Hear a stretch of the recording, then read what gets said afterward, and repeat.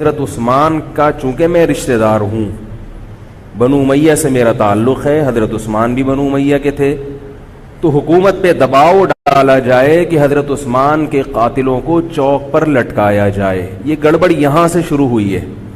بات آ رہی ہے سمجھ میں؟ حکومت سے مطالبہ ہے کہ حضرت عثمان کے قاتلوں کو چوک پر لٹکایا جائے۔ یہ مطلب نہیں تھا حضرت معاویہ کا کہ حکومت کا اہل میں ہوں، مجھے خلافت دی جائے، میں علی کو نہیں مانتا یا میں علی کو معاذ اللہ برا سمجھتا ہوں، ایسا نہیں تھا۔ آج کل بعض لوگ یہ کہتے ہیں کہ حضرت معاویہ کے حکم سے حضرت علی کو گالیاں دی جاتی تھیں، یہ غلط ہے۔ یاد رکھو عربی کے لفظ کا ترجمہ اردو میں، یہ بہت سے لوگ نا ان کو عربی زبان سے ذرا بھی واقفیت نہیں ہے، چھوٹے چھوٹے بچے آ کے بیٹھ گئے ہیں۔ عربی میں کسی پر اعتراض کرنا، اس کی پالیسیوں کو غلط قرار دینا، اس کو بھی سب و شتم کہا جاتا ہے۔ اردو میں ہر جگہ اس کا ترجمہ گالیاں نہیں ہوتا، گالیوں کا مطلب تو ہمارے ہاں کچھ اور سمجھا جاتا۔ آپ کسی پر اعتراض کر رہے ہو، اس کو تو سب و شتم کہا جائے گا۔ سب و شتم میں گالیاں بھی آتی ہیں، کسی کی پالیسیوں سے اختلاف کرنا، اس کی رائے پر رد کرنا، یہ بھی آتا ہے۔ لیکن اردو میں گالی کا مطلب برا لفظ ہے، گالی کوئی شریف آدمی نہیں دیتا۔ خیر، میں یہ عرض کر رہا تھا کہ حضرت عثمان رضی اللہ تعالی عنہ کے قاتلوں سے قصاص کا دعا کریں، میں جلدی سے اس موضوع کو سمیٹ کے آج ختم کر دوں۔ حضرت عثمان کے قاتلوں سے قصاص لیا جائے۔ حضرت علی رضی اللہ تعالیٰ عنہ کا موقف یہ تھا کہ مدینہ میں حضرت عثمان کے قاتلوں کا جو ٹولہ ہے وہ اتنا مضبوط ہے کہ اگر میں نے ان سب کو پکڑ پکڑ کے لٹکانا شروع کر دیا تو مدینہ میں امن و امان کی صورتحال خراب ہو جائے گی۔ حکومت بھی دہشت گردی کے خلاف جب ایکشن لیتی ہے تو یہ سوچتی ہے نا کہ دہشت گردوں میں کتنی پاور ہے، تمیز سے، طریقے سے۔ اب یہ ایک اختلاف تھا جو بڑھنا شروع ہو گیا۔ اس اختلاف کے پیچھے نہ حکومت کی لالچ، نہ پیسے کی لالچ، نہ دولت، یہ سب الزامات ہیں اسلام دشمنوں کے جو انہوں نے صحابہ پر لگائے ہیں۔ نہ حضرت علی پر کوئی الزام لگایا جا سکتا ہے اس مسئلے میں، نہ حضرت معاویہ پر۔ رائے کا اختلاف ہے، رائے کا اختلاف۔ ابتدا میں حضرت معاویہ کے ساتھ بہت سارے صحابہ تھے، میں یہ تو نہیں کہہ رہا زیادہ، بہت سارے صحابہ، جن میں حضرت عائشہ رضی اللہ تعالی عنہا بھی تھی۔ بعد میں حضرت عائشہ رضی اللہ تعالی عنہا کا موقف تبدیل ہو گیا جب انہوں نے دیکھا کہ اس سے مسئلہ حل ہونے کے بجائے اور بگڑ رہا ہے۔ تو حضرت معاویہ نے حضرت علی کی بیعت سے انکار کیا، کہا کہ جب تک حضرت عثمان کے قاتلوں کو چوک پہ نہیں لٹکایا جاتا میں آپ کے ہاتھ پہ بیعت کرنے کے لیے تیار نہیں ہوں۔ یہ حضرت معاویہ کی رائے تھی۔ حضرت علی کی رائے یہ تھی کہ میرے لیے یہ فی الحال ممکن نہیں ہے، لہذا، اور اس سے ہو کیا رہا ہے، حکومت دو حصوں میں ڈیوائیڈ ہو رہی ہے۔ ان کی رائے یہ تھی کہ حضرت معاویہ رضی اللہ تعالی عنہ کو اپنے اس مطالبے سے دستبردار ہو کر میرے ہاتھ پہ بیعت کر لینی چاہیے۔ اور قرآن کا حکم ہے وَإِن طَائِفَتَانِ مِنَ الْمُؤْمِنِينَ اقْتَتَلُوا فَأَصْلِحُوا بَيْنَهُمَا فَإِن بَغَتْ إِحْدَاهُمَا عَلَى الْأُخْرَى فَقَاتِلُوا الَّتِي تَبْغِي حَتَّى تَفِيءَ إِلَى أَمْرِ اللَّهِ، کہ اگر مسلمانوں کا کوئی فریق بغاوت پہ اتر آئے، حکومت وقت سے لڑائی کرے، قاتل التی تبغی، تو جو طبقہ حکومت کو تسلیم نہیں کر رہا یا حکومت کے خلاف بغاوت کر رہا ہے اس سے قتال کرو۔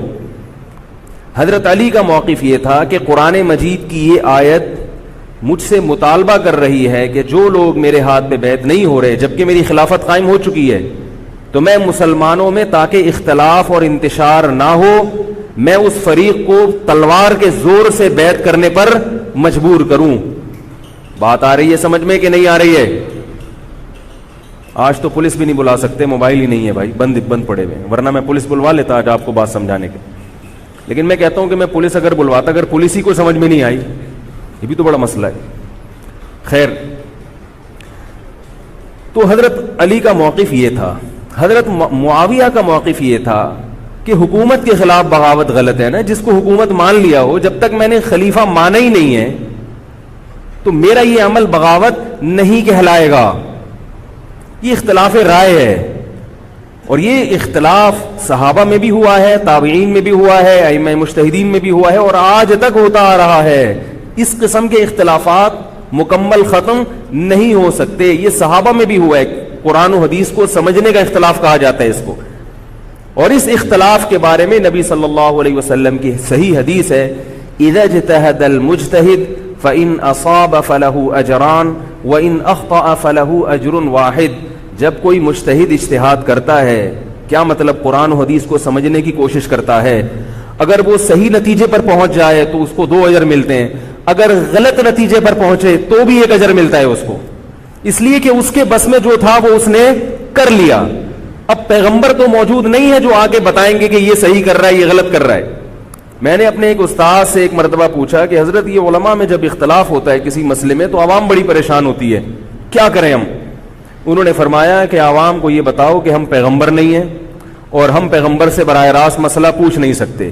ہمارے پاس جو قرآن و سنت ہے اور جو فقہائے کرام نے اس قرآن و سنت کی تشریح کی ہے, جو فقہ کی کتابیں ہیں, ہم اس میں دیکھتے ہیں. اب اس میں 2 علماء کی رائے میں اگر اختلاف ہو جائے تو اس اختلاف کو ختم کرنے کا ہمارے پاس کوئی راستہ نہیں ہے. نبی ہوتے تو ہم پوچھ لیتے, جب راستہ نہیں ہے تو بھائی اللہ کے نبی نے فرما دیا کہ جو تمہارے بس میں ہے وہ کر لو. اگر درست بات تک پہنچ گئے ڈبل اجر, نہیں پہنچے تو بھی اجر. اس میں ہمیں بتا دیا کہ اسلام پر عمل کے لیے اتنا کافی ہے کہ جو تمہاری استطاعت میں ہے وہ کر لو. نہیں آئی بات سمجھ میں؟ اب یہ اختلاف چھوٹے مسائل میں بھی ہو سکتا ہے اور بڑے مسائل میں بھی ہو سکتا ہے. تیسری بھی ایک جماعت تھی. یہ 2 اختلاف تو پتہ چل گئے نا, حضرت علی کا موقف, حضرت معاویہ کا موقف. ایک تیسری جماعت تھی جو یہ کہتی تھی کہ نہ ہم حضرت علی کا ساتھ دیں گے نہ حضرت معاویہ کا, کیونکہ دونوں مسلمان ہیں, دونوں لڑ رہے ہیں, مسلمانوں کو ہم لڑتا ہوا نہیں دیکھ سکتے.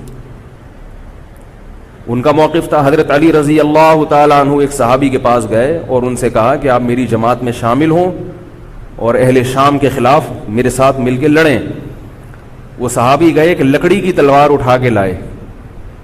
انہوں نے کہا کہ میں نے رسول اللہ صلی اللہ علیہ وسلم سے سنا ہے کہ فتنے کا دور ہوگا, مسلمان آپس میں لڑیں گے, تو تم اس وقت اپنی تلوار کو لکڑی کی بنا لینا. لکڑی کی تلوار کا مطلب جو کسی سے لڑنے کے کام نہ آئے. میں تو نہیں لڑ سکتا. اب حضرت علی نے یہ نہیں کہ اس پہ تلوار رکھ دی ہو کہ نہیں تو جائے گا, یا تو دائرہ اسلام سے خارج ہے, یا تو باغی ہے, ٹھیک ہے نہیں آ رہی سمجھ میں, چھوڑ دو. آج جو فتنے کھڑے ہو رہے ہیں نا, وہ اس پہ نہیں ہو رہے کہ صحیح کیا ہے غلط کیا ہے.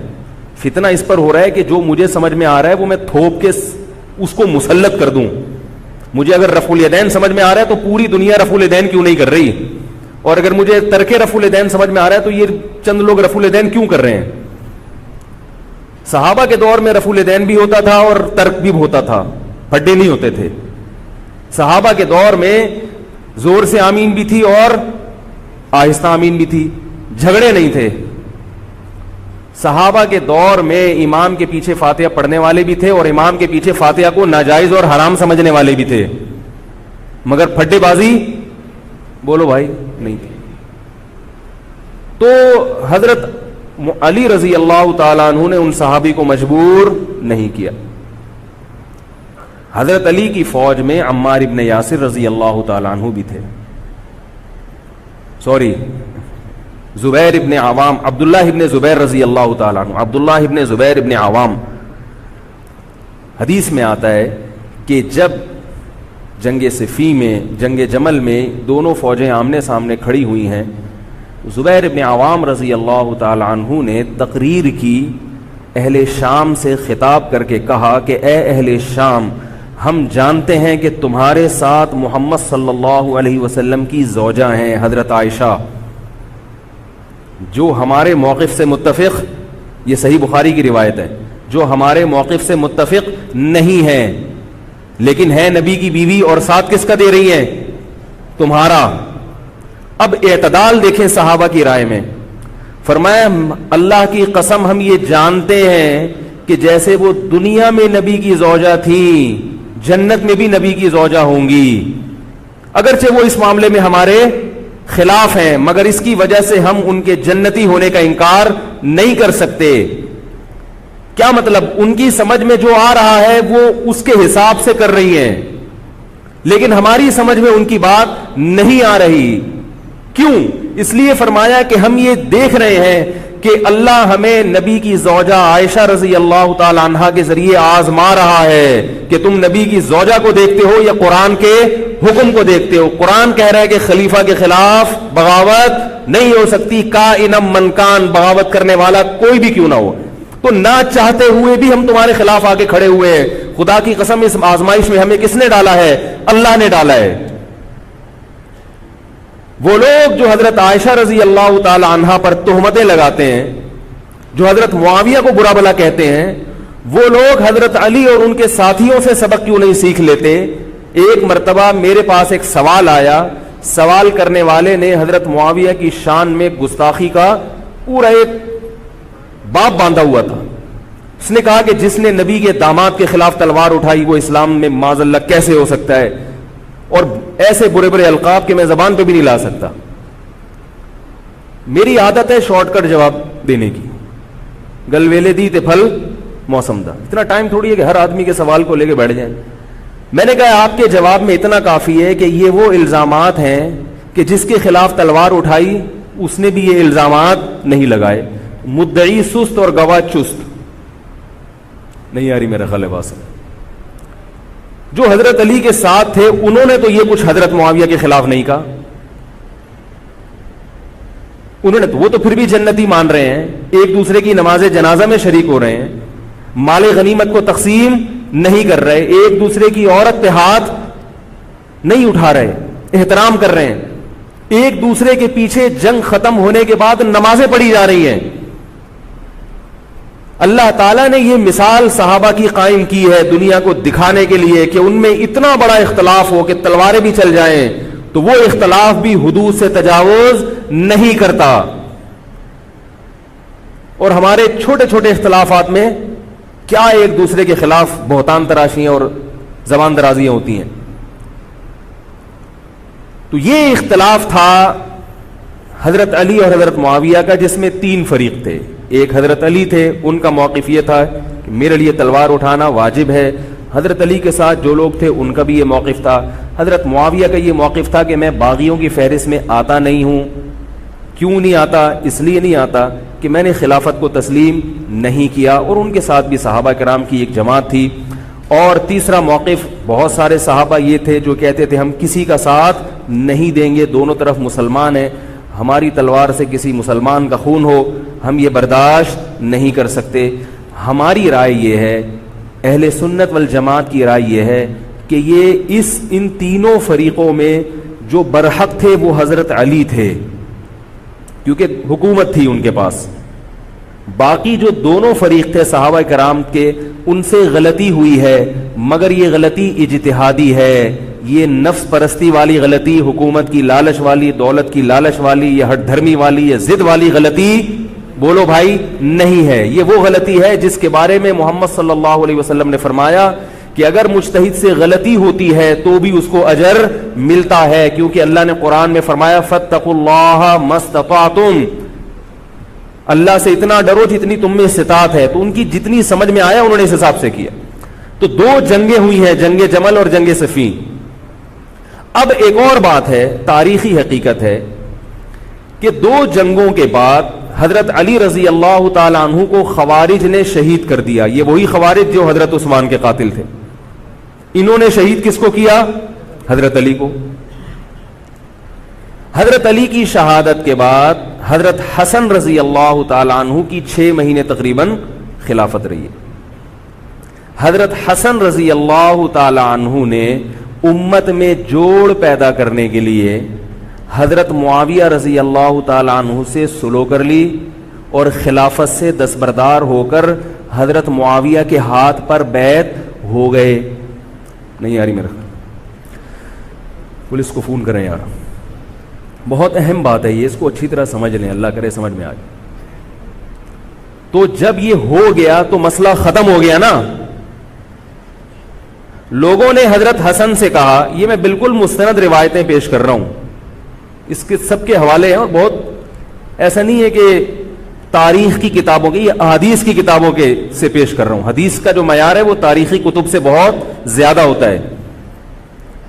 لوگوں نے حضرت حسن سے یہ کہا کہ یہ تو عار اور ذلت کی بات ہے کہ آپ کے والد نے جس کے خلاف 2 جنگیں لڑی ہوں, تو آپ اپنے والد کی جس سے دشمنی رہی ہو, بیٹا اس سے بیعت ہو رہا ہے. ہمارے ہاں اس کا تصور ہے. سیاسی لوٹے ہمارے یہاں بہت ہیں, مگر وہ بھی دنیاوی مفاد میں دائیں بائیں لڑکتے ہیں. آخرت کی خاطر کوئی اپنے ہوتے سے دستبردار ہو جائے, یہ نہیں ہوتا. حضرت حسن اہل بیت میں سے ہیں. حضرت حسن بیعت ہو گئے کس کے ہاتھ پر؟ حضرت معاویہ.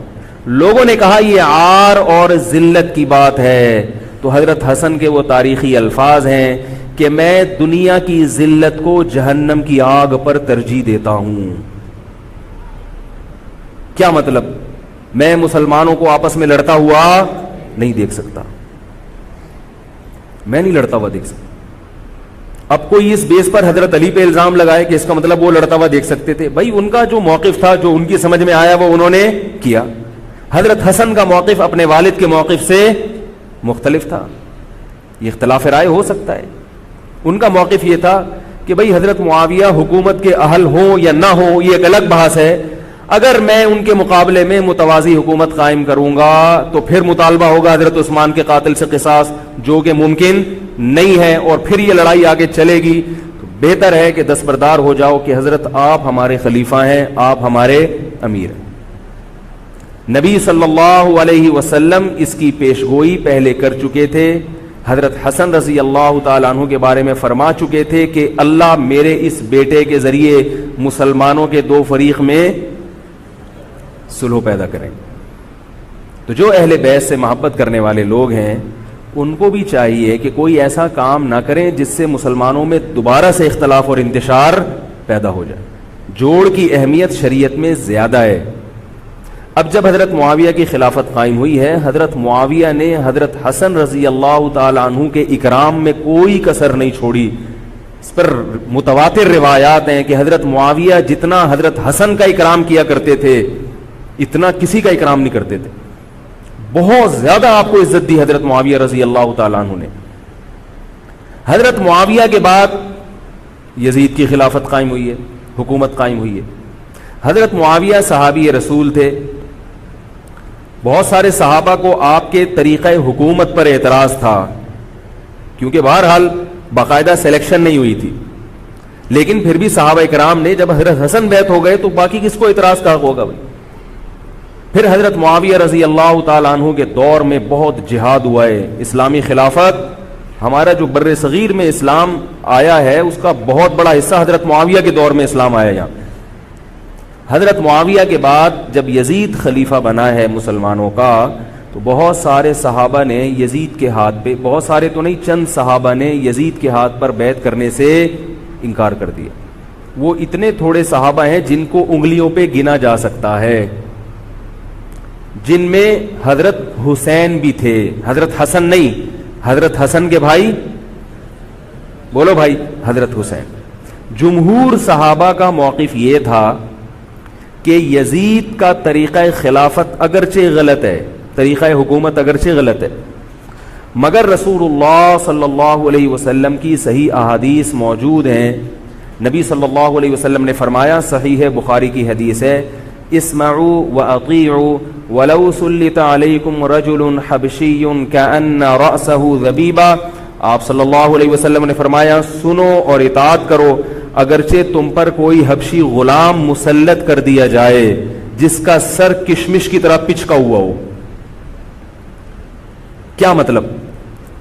سلیکشن نہیں ہوئی بلکہ زبردستی مسلط ہو گیا کسی بھی طرح سے, اور جو مسلط ہوا وہ کسی بھی لحاظ سے حکومت کرنے کا اہل نہیں ہے, غلام ہے. غلام کبھی بھی حکومت کا اہل نہیں ہوتا, اور غلام بھی حبشی, کالا کلوٹا, گوروں سے جس کو ویسے ہی تبھی نفرت ہو, بھائی ہم سارے سفید ہیں اور یہ ایک بلیک کہاں سے آ گیا دوسری قوم کا آدمی. انسان دوسری قوم کے آدمی کو قبول نہیں کرتا, قوم بھی دوسری, اور فرمایا شکل بھی اچھی نہیں ہے. بھائی حاکم کم از کم شکل کا اچھا ہو تو اطاعت کرتے ہوئے مزہ آتا ہے, شکل بھی اچھی نہ ہو تو آدمی کہتا ہے یار اس کی مانوں میں, عجیب سا ہے یہ فطرت ہے انسان کی. لوگ کوشش کرتے ہیں امام لائیں تو شکل بھی اچھی ہو اس کی, یہ کوشش کرتے ہیں لوگ, امام میں پتہ نہیں کیا کیا دیکھ رہے ہوتے ہیں. تو کیا ہے, شکل بھی اچھی نہیں ہے اور عقل بھی نہیں ہے, سر پچکا ہوا ہے کس کی طرح, کشمش کی طرح. صحیح ہے بخاری کی حدیث. مطلب یہ کہ کسی بھی لحاظ سے نہ لک وائز اچھا لگ رہا ہے آپ کو, نہ اس کے اندر صلاحیتیں, مگر مسلط ہو گیا, کسی نے بھی مسلط کر دیا, تو آپ نے فرمایا اب اس کے خلاف بغاوت نہیں کرنی, اس کی اطاعت کرنی ہے. آپ کہیں گے یہ کیسا حکم ہے بھائی اسلام کا, ایک آدمی نا اہل ہے مگر اس کی مان کے چلو تو مروا دے گا. یہ اس لیے اسلام نے حکم دیا ہے کہ اس کے پاس پاور تھی تو مسلط ہوا ہے نا. کیا خیال ہے بھائی؟ تو اب جب اس کے خلاف چلو گے تو اس سے وہ ہٹنے والا نہیں ہے, وہ خون خرابہ کر دے گا, قتل و غارت کرے گا اور فساد پیدا کر دے گا وہ. کیونکہ اگر وہ کمزور ہوتا تو خلیفہ بنتا نہیں. وہ خلیفہ کی, حاکم کی ڈیفینیشن کیا ہے؟ جس کے پاس قوت نافذہ ہو. ایک دن ایک صاحب کہنے لگے مسلم لیگ کے دور میں, جنرل مشرف کے دور میں اس کو نہیں مانتا, میں اس کو نہیں مانتا. میں نے کہا آپ کے ماننے نہ ماننے سے کچھ نہیں ہوتا, وہ مسلط ہو گیا ہے, جس طریقے ہیلی کاپٹر سے آیا ہو یا فرشتے اس کو لائے ہوں. کیونکہ حاکم کی جو ڈیفینیشن ہے کہ جس کے پاس قوت نافذہ ہو. قوت نافذہ اردو کا گاڑا لفظ ہے. قوت نافذہ کہتے ہیں کہ جب وہ کچھ کہتا ہو تو کر کے دکھا سکتا ہو, چاہے فوج کے ذریعے, چاہے پولیس کے ذریعے, چاہے کسی بھی طریقے. ایک آدمی کو پوری قوم نے سلیکٹ کر لیا مگر اس کی سنتا کوئی نہیں ہے, وہ کچھ کہتا ہے تو اس کے منہ سے الفاظ نکل کے ہوا میں تحلیل ہو جاتے ہیں, چلتی کسی اور کی ہے, وہ جو کہتا ہے کر کے دکھا دیتا ہے. تو اصل حاکم کون ہے؟ جو کہتا ہے اور کر کے دکھا دیتا. اب یہ ایک الگ بحث ہے کہ یہ ظالم ہے, یہ غلط طریقے سے آیا ہے, اس پر بحث ہو سکتی ہے کہ جب یہ غلط طریقے سے آیا ہے تو اس کو قانون کے دائرے میں رہ کے ہٹانے کی کوشش کی جائے. لیکن مسلح بغاوت کرنا, اس کے خلاف بندوق اٹھانا, اس کے خلاف تلوار اٹھانا, اس کی شریعت نے اجازت نہیں دی. میں یہ نہیں کہہ رہا کہ اس کی مخالفت کی اجازت نہیں دی. نبی صلی اللہ علیہ وسلم نے فرمایا سب سے بہترین جہاد ظالم بادشاہ کے سامنے حق بات کہنا ہے. کہنے کی حد تک آپ کو مخالفت کی اجازت ہے کہ بھائی یہ جو وزیر اعظم کا بیان آیا ہے یہ بیان ملک کا بیڑا غرق کر دے گا, ان کی پالیسیاں صحیح, جیسے آج کل ہو رہا ہے کہ اخباروں میں کالم نگار اپنی اپنی رائے لکھتے ہیں حکمرانوں کے بارے میں, لکھنے کی حد تک, بولنے کی حد تک ہے. آپ مسلح دستہ لے کے بغاوت کرنے پر آ جائیں, اس کی شریعت نے اجازت, بول لو بھائی کچھ نہیں ہوتا.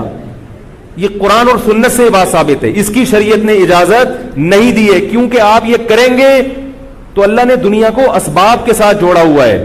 آپ کے پاس کچھ بھی نہیں ہے, نہ آپ کے پاس ٹینک ہے, نہ آپ کے پاس آرمی ہے, نہ آپ کے پاس پولیس ہے, آپ کے پاس صرف جذبہ ہے. خالی جذبہ اگر کارآمد ہوتا تو نوح علیہ الصلوۃ والسلام اور آپ کے ساتھ جو 40 افراد تھے ان میں بہت جذبہ تھا, مگر ایک طرف پوری دنیا تھی. اللہ نے جہاد کا حکم نہیں دیا. اللہ تعالیٰ نے اس دنیا کو صرف جذبات کے ساتھ یا ایمان کے ساتھ منسلک نہیں کیا, اس دنیا کو دارالاسباب بنایا ہے. جذبے کے ساتھ ساتھ کچھ طاقت اور قوت بھی ہونی چاہیے, اور یہ قوت حکومت کے پاس ہوتی ہے, پبلک کے پاس بول لو یار نہیں. اگر پبلک کے پاس ہے تو وہ بھی حکومت کی پالیسیاں ہوتی ہیں کہ یہ بھی لیاری گینگ رہنے دو تھوڑے دنوں کے لیے, ان لوگوں کے پاس تھوڑا سا کلاشن کوفے رہنے دو, حکومت جب چاہے غائب کر دے. یہ جو کلاشن کوفے لے کے لوگ گھوم رہے ہوتے ہیں نا اور بتا رہے ہوتے ہیں ہم امام مہدی کا لشکر ہیں, یہ سب گورنمنٹ کے لوگ ہوتے ہیں. آئی بات سمجھ میں؟ گورنمنٹ کی طرف سے ان کو پرمٹ ملا ہوتا ہے, ورنہ آپ چاقو لے کے بھی جو کھنجر ہے نا وہ بھی لے کے ذرا گھوم کے دکھاؤ. تو جو بھی امام مہدی کا لشکر کا دعویٰ کر رہا ہے اور کہہ رہا ہے میں یوں کر دوں گا, میں یوں کر دوں گا, میرے ساتھ آ جاؤ, تو سمجھ لو گورنمنٹ نے اس کو خود ہی بٹھایا ہوا ہے. اور بعض دفعہ حکومت اپنی مخالفت کے لیے بھی بندے بٹھا دیتی ہے. یہ ایجنسی والے بڑے ہوشیار ہوتے ہیں, یہ اپنی مخالفت کے لیے پبلک بندوں کو خرید کے بٹھاتے ہیں کہ تم آرمی کے خلاف اور ایجنسیوں کے خلاف تقریریں کرو اور جہاد کا اعلان کرو. اس کا نتیجہ کیا نکلتا ہے؟ جو جو جہاد کے اعلان میں ان کے ساتھ ہوتے چلے جاتے ہیں ان کے نام ایجنسیوں کے پاس پہنچ جاتے ہیں. پھر ایجنسیاں کہتی ہیں ابھی ان کو کھل کے جہاد کرنے دو تاکہ جتنے لوگوں میں اس قسم کے جہاد کے جراثیم ہیں وہ تمام آ جائیں اور ایک ہی دفعہ اسپرے کر کے سب کو نمٹا دیا جائے. یہ ایک بچوں کی طرح کبھی اس کو پکڑ لیا, یہ کام نہیں ہوتا. تو اس لیے کہہ رہا ہوں یہ جو نوجوان طبقہ ہے اس کو جہاد کے نام پہ الو بنانے والے ہر جگہ بہت ہیں. الو ضرور بنو مگر کسی اور عنوان سے بن جاؤ, جہاد کے نام پہ الو نہ بنو, کیونکہ کسی اور عنوان سے الو بنو گے اتنا نقصان نہیں ہوگا. اس عنوان سے الو بنو گے تو بڑا بیڑا غرق ہو جائے گا, جیسے کہ بہت سوں کا بیچاروں کا ہو چکا ہے. تو میں یہ عرض کر رہا تھا کہ نبی صلی اللہ علیہ وسلم کی صحیح حدیث ہے, اسی طرح صحیح ہے مسلم کی حدیث ہے, آپ صلی اللہ علیہ وسلم نے حاکم کی اطاعت کا حکم دیا. صحابہ نے عرض کیا یا رسول اللہ اگر وہ ہم پہ ظلم کرے تو بھی بغاوت نہ کریں. آپ نے فرمایا وَإِن ضَرَبُوا ظَهْرَكَ, اگرچہ وہ تمہاری پیٹھ پہ کوڑے مارے, ایسا ظالم ہو, پھر بھی بغاوت. یہ میں نہیں کہہ رہا, یہ محمد صلی اللہ علیہ وسلم کے الفاظ ہیں. کیوں؟ اس لیے کہ آپ صلی اللہ علیہ وسلم نے اتحاد پہ زیادہ زور لگایا ہے. بھائی حکومت ایک ہوگی جیسی مرضی لنگڑی لولی ہو, مگر مسلمان کی جو ایک یونائٹی ہے, جو ایک اتحاد ہے, وہ تو برقرار رہے گا نا. اگر آپ کمزور ہو گئے تو کتنا مرضی ایمان ہو, کمزور آدمی دنیا میں کہیں بھی نہیں پنپ سکتا. تبھی میں کہتا ہوں پاکستان کی قدر کرو. جیسا مرضی ہے, ایک مضبوط آرمی تو ہے نا, ایٹم بم تو ہے, جیسی مرضی آرمی ہو, لیکن ہے تو نا. اگر یہ ختم ہو گئی اور نیک نیک لوگ آ گئے مگر اتنے پاورفل نہ ہوئے, وہ آپ کو انڈیا سے نہیں بچا سکتے, وہ آپ کو امریکہ کے شر سے نہیں بچا سکتے, کیونکہ اس وقت پوری دنیا پاکستان کی دشمن ہوئی ہوئی ہے سوائے چند ممالک کے. اور وہ جو ملک بچا ہوا ہے یہ میرے اور آپ کی تقریروں سے نہیں بچا ہوا, یہ ایٹم بم سے بچا ہوا ہے. اللہ نے دنیا کو اسباب کے ساتھ جوڑ دیا ہے, ایٹم بم بھی ہے اور پھر ایمان کی طاقت بھی ہے کسی حد تک, جو کہ بہت ہی شارٹ ہو گئی ہے ایمان کی طاقت. تو دونوں چیزیں چلتی ہیں ساتھ, صرف بم بھی کافی نہیں ہے. اللہ نے فرمایا اگر تم تقوی اختیار کرو گے تو اللہ تمہاری مدد کرے گا, ورنہ نہیں کرے گا. تو دونوں چیزیں ضروری ہیں. تو حضرت معاویہ کے بعد یزید کے بارے میں جمہور صحابہ کا موقف یہ تھا کہ یہ جیسا مرضی ہو, ظالم ہو, عادل ہو, یہ ایک الگ بحث ہے, مگر ہے بہرحال یہی. پاور کس کے پاس ہے؟ اسی کے پاس. حضرت حسین رضی اللہ تعالیٰ عنہ کا موقف یہ تھا کہ میں یزید جیسے آدمی کے ہاتھ پر بیعت کرنے کے لیے تیار. بولو بھائی, نہیں, میں نہیں بیعت کرتا اس کے ہاتھ, کیونکہ یزید کے بارے میں خبریں تھیں, بعض کہتے تھے شراب پیتا ہے. حضرت مفتی محمد تقی عثمانی صاحب کا انہوں نے فرمایا ہے کہ کسی مستند روایت سے ثابت نہیں ہے شراب پینا. روایتیں ہیں مگر کوئی اوتھینٹک روایت نہیں ہے. تو اب نتیجہ کیا نکلا کہ حضرت حسین رضی اللہ تعالیٰ عنہ کے پاس کوفہ سے خطوط آئے. کوفہ کا گورنر تھا ابن زیاد, وہ بھی یزید کا آدمی تھا, بڑا ظالم آدمی تھا وہ. اہل کوفہ کے خطوط آئے کہ آپ آ جائیں یہاں پر, یہاں سب لوگ آپ کے ہاتھ پر بیعت کرنے کے لیے تیار ہیں. حضرت حسین کا خیال یہ تھا کہ اگر یہ سب تیار ہیں تو یزید کی حکومت بغیر لڑائی کے, بغیر بڑے قتال کے, مسلمانوں کے خون خرابے کے بغیر ختم ہو سکتی ہے. آئی بات سمجھ میں؟ جو انفارمیشن آپ کو ملی تھی, جو نالج آپ کو ملی تھی, وہ نالج غلط تھی. اگر وہ نالج صحیح ہوتی تو حضرت حسین کبھی کربلا کی طرف رخ نہ کرتے, کیونکہ حضرت حسین کا موقف بھی یہی تھا کہ مسلمانوں کی تلواریں آپس میں نہ چلیں. حضرت حسین رضی اللہ تعالیٰ عنہ کے پاس جب 50 سے زیادہ خطوط آئے ہیں اہل کوفہ کی طرف سے کہ آپ آئیے, آپ آئیے, آپ آئیے, تو پہلے حضرت حسین رضی اللہ تعالیٰ عنہ نے اپنے رشتہ دار جو آپ کے چچزاد تھے مسلم بن عقیل, ان کو بھیجا. نتیجہ کیا نکلا؟ مسلم بن عقیل کا وہاں پر حکومت نے گرفتار کر کے ان کو قتل کر دیا. اب یہ ایک ایسا ظلم تھا جس کے ظاہر ہے کہ کسی کو سفیر بنا کے بھیجا جائے, کسی کو حال احوال دیکھنے کے لیے بھیجا جائے, اور حضرت حسین کی نیت ہرگز بغاوت کی نہیں تھی, مگر کوفہ کے گورنر کو اور یزید کو یہ خیال تھا کہ خلافت کے اصل اہل یقیناً یہی ہیں, کہیں ایسا تو نہیں ہے کہ یہ امیر بننا چاہتے ہیں, یہ خلیفہ بننا چاہتے ہیں. ایک خوف اس کے دل میں بیٹھ گیا تھا, ایک لاشعور میں خوف ہوتا ہے نا انسان کے دل میں بیٹھ جاتا ہے کہ آپ 100 دفعہ بھی کہیں بھی میری یہ نیت نہیں ہے, مگر وہ ڈر رہا ہوتا ہے. کہ یار یہ کچھ کر نہ لیں. تو جب مسلم بن عقیل کو شہید کیا گیا، حضرت حسین رضی اللہ تعالی عنہ جا چکے تھے. جب حضرت حسین رضی اللہ تعالی عنہ کوفہ کی طرف جا رہے تھے، بہت سارے صحابہ نے آپ کو منع کیا، جن میں عبداللہ ابن عمر رضی اللہ تعالی عنہ بھی تھے، عبداللہ ابن عباس رضی اللہ تعالی عنہ بھی، کہ آپ یہ کام نہ کریں. بعض نے تو کہا کہ ہمیں آپ کی شہادت کا یقین ہے، کیونکہ جس حالات میں آپ جا رہے ہیں حکومت یہ سمجھے گی کہ بغاوت کرنے آ رہے ہیں، لہذا وہ آپ کو کیا کرے گی، اس بیس پہ قتل نہیں کرے گی کہ آپ نواسہ رسول ہیں، کیونکہ وہ بھی مسلمان تھے. اس بیس پہ قتل کرے گی کہ آپ کی نیت کیا ہے، حکومت کے خلاف بغاوت. تو ان کے پاس ایک اپنے آپ کو برحق ثابت کرنے کے لیے ایک دلیل ہوگی کہ حکومت کا باغی جو بھی ہو اسے کیا کر دو، قتل.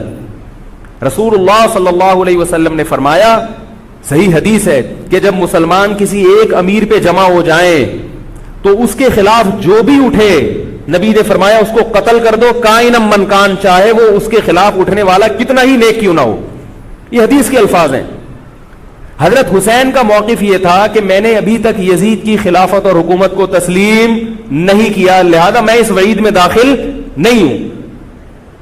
اب ہوا یہ کہ حضرت حسین رضی اللہ تعالی عنہ جب گئے ہیں اور کربلا کے مقام پہ پہنچے ہیں تو وہاں آپ رضی اللہ تعالیٰ عنہ کو مسلم بن عقیل کی شہادت کا بھی پتہ چلا، اور اندازہ ہوا، میں بہت شارٹ کر کے سنا رہا ہوں، اندازہ ہوا کہ حالات ایسے نہیں ہیں جیسے میں سمجھ رہا تھا.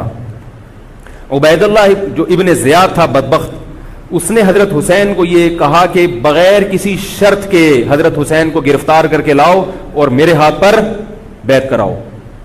یہ رسول اللہ صلی اللہ علیہ وسلم کے نواسے کی توہین تھی کہ آپ صلی اللہ علیہ وسلم کے نواسے ہیں اور ان کے ساتھ ایسے معاملہ کیا جائے جیسے ایک عام شخص کے ساتھ معاملہ کرتے ہیں. ان کو گرفتار کر کے معاذ اللہ گھسیٹ کے لاؤ اور میرے ہاتھ پر بیعت پر کیا کرو، ان کو مجبور کرو. حضرت حسین رضی اللہ تعالیٰ عنہ کا کربلا کے میدان میں موقف یہ تھا کہ میں اگر بیعت ہوں گا تو ڈائریکٹ یزید کے ہاتھ پہ بیعت ہوں گا جو مسلمانوں کا خلیفہ ہے، ابن زیاد کے ہاتھ پر بیعت نہیں ہوں گا.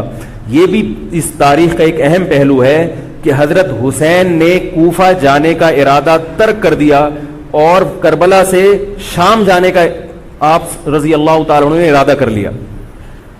اور بعض مورخین نے لکھا ہے کہ حضرت حسین جو واپس آ رہے تھے تو وہ کربلا سے گزر رہے تھے، وہ واپسی کا راستہ ہی شام کا راستہ ہے.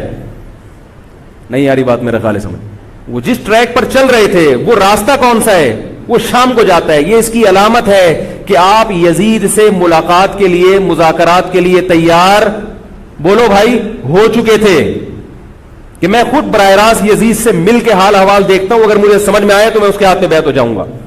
حضرت حسین رضی اللہ تعالی عنہ کا مقصد حکومت کے خلاف تلوار اٹھانا بولو بھائی نہیں تھا، ورنہ وہ اس کے لیے تیار نہ ہوتے.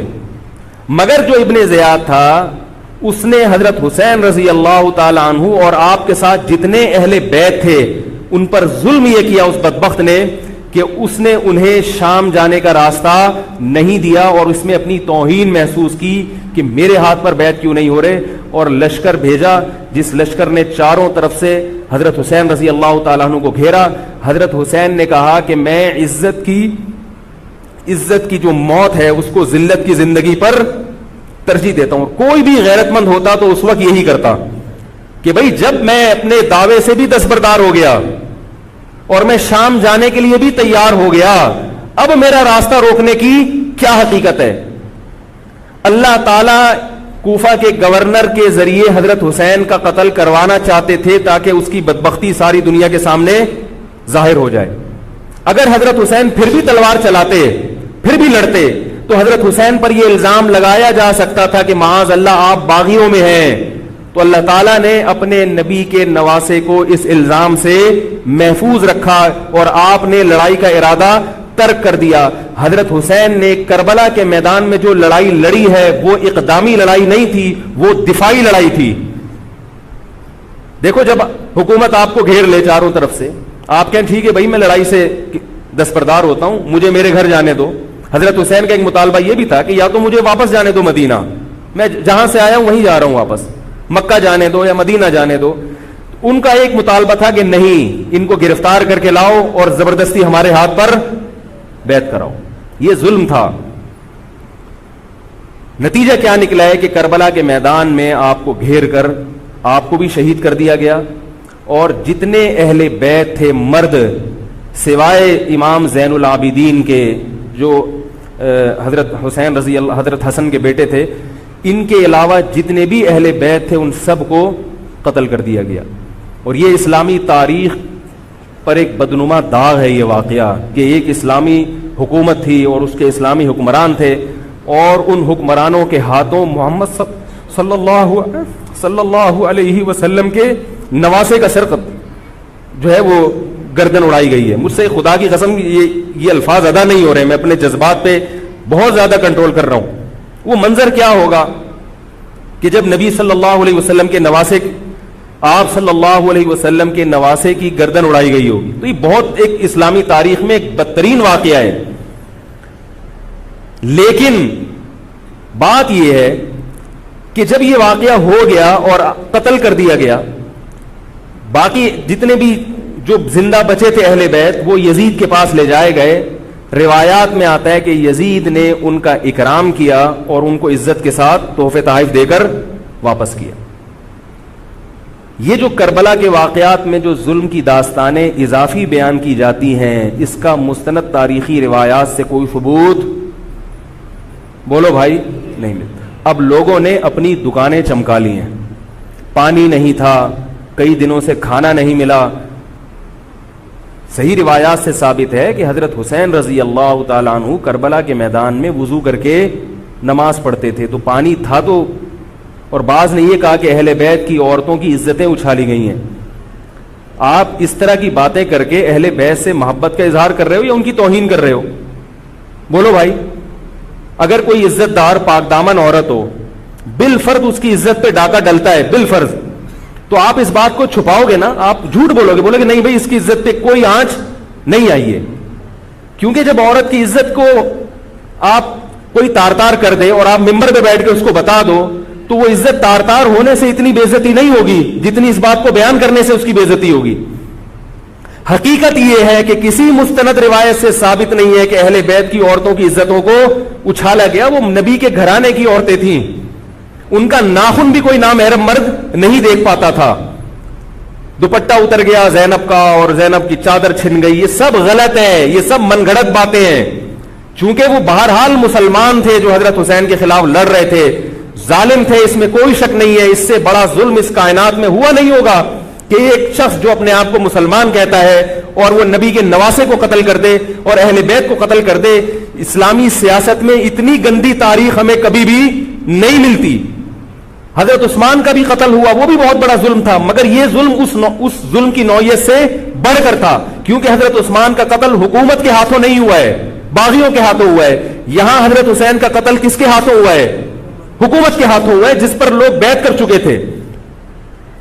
تو یہ اسلامی تاریخ میں ایک بہت بڑا بدنما داغ ہے، مگر اس کو بیان جس انداز سے کیا جاتا ہے اور جتنے قصے کہانیاں من گھڑت سنائے جاتے ہیں ان کا حقیقت سے تعلق نہیں ہے. ہماری نظر میں چاہے پانی بند کیا ہو یا نہیں کیا ہو، کھانا ملا ہو یا نہیں ملا ہو، ہماری نظر میں حضرت حسین رضی اللہ تعالی عنہ کا سر قلم کر دینا ہی کائنات کا بدترین ظلم ہے.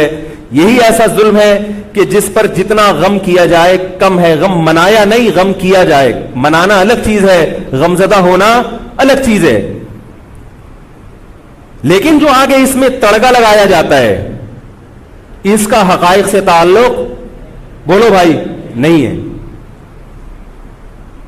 یہ دکانیں ہیں جو چمکائی، اس میں سب برابر ہیں، شیعہ بھی سنی بھی. بہت سارے سنی علماء بھی کربلا کے واقعے کو بہت ہی بھیانک انداز سے بیان کرتے ہیں.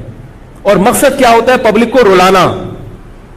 ایک رونا وہ ہوتا ہے جو خود سے آئے اور ایک رونا ہوتا ہے باقاعدہ آپ کو آرڈر پہ رونے کے لیے اور رلانے کے لیے بلایا جائے. وہ رمضان میں نے بتایا تھا نا کہ میں نے ختم قرآن پہ دعا کی تو مجھے رونا آ گیا، بہت زیادہ رونا آیا. اگلے دن ایک صاحب کہنے لگے مولوی صاحب آج بھی ایسی ایک دعا ہو جائے. میں نے کہا میں آرڈر پہ نہیں روتا، میں آرڈر پہ نہیں روتا. اب تو آ بھی رہا ہوگا تو نہیں آئے گا. نہ انسان کسی کے مشورے سے ہنس سکتا ہے اور نہ انسان کسی کے مشورے سے اگر آپ کسی کے مشورے پہ رو رہے ہیں اس کا مطلب ڈرامے بازی. آپ کو فلم کا ایکٹر ہونا چاہیے, آپ کو ڈرامے جوائن کرنے چاہیے, وہاں آپ اچھے چل سکتے ہیں. جیسے کہ ہمارے ایک مشہور اسکالر ہیں, ان کے بارے میں لوگ یہ کہتے ہیں ان کو فلموں میں ہونا چاہیے تھا, پتہ نہیں یہ جیو پہ کیوں آ رہے ہیں. وہ آرڈر پہ روتے بھی ہیں, آرڈر پہ. اب چونکہ یوٹیوب کا دور ہے, میں پہلے جو کربلا کے واقعات جو لوگ بیان کرتے ہیں ان کی تقریریں نہیں سنتا تھا. اب کیا ہوتا ہے, بعض دفعہ بیٹھے ہوئے ہیں کہیں سفر پہ جا رہے ہیں تو یوٹیوب کی ویڈیو, ہم نے کہا چلو یار ہم بھی سن لیں. ایسی چہک چہک کے منہ بنا بنا کے گھما گھما کے تقریریں ہوتی ہیں, لگتا ہے کہ یہ باقاعدہ ایک ڈرامہ ہے, اداکار ہے, فنکار ہے, جس کو ڈرامے بازی کے لیے یہاں یہ حضرت حسین کی شہادت کو کیش کرا رہے ہیں.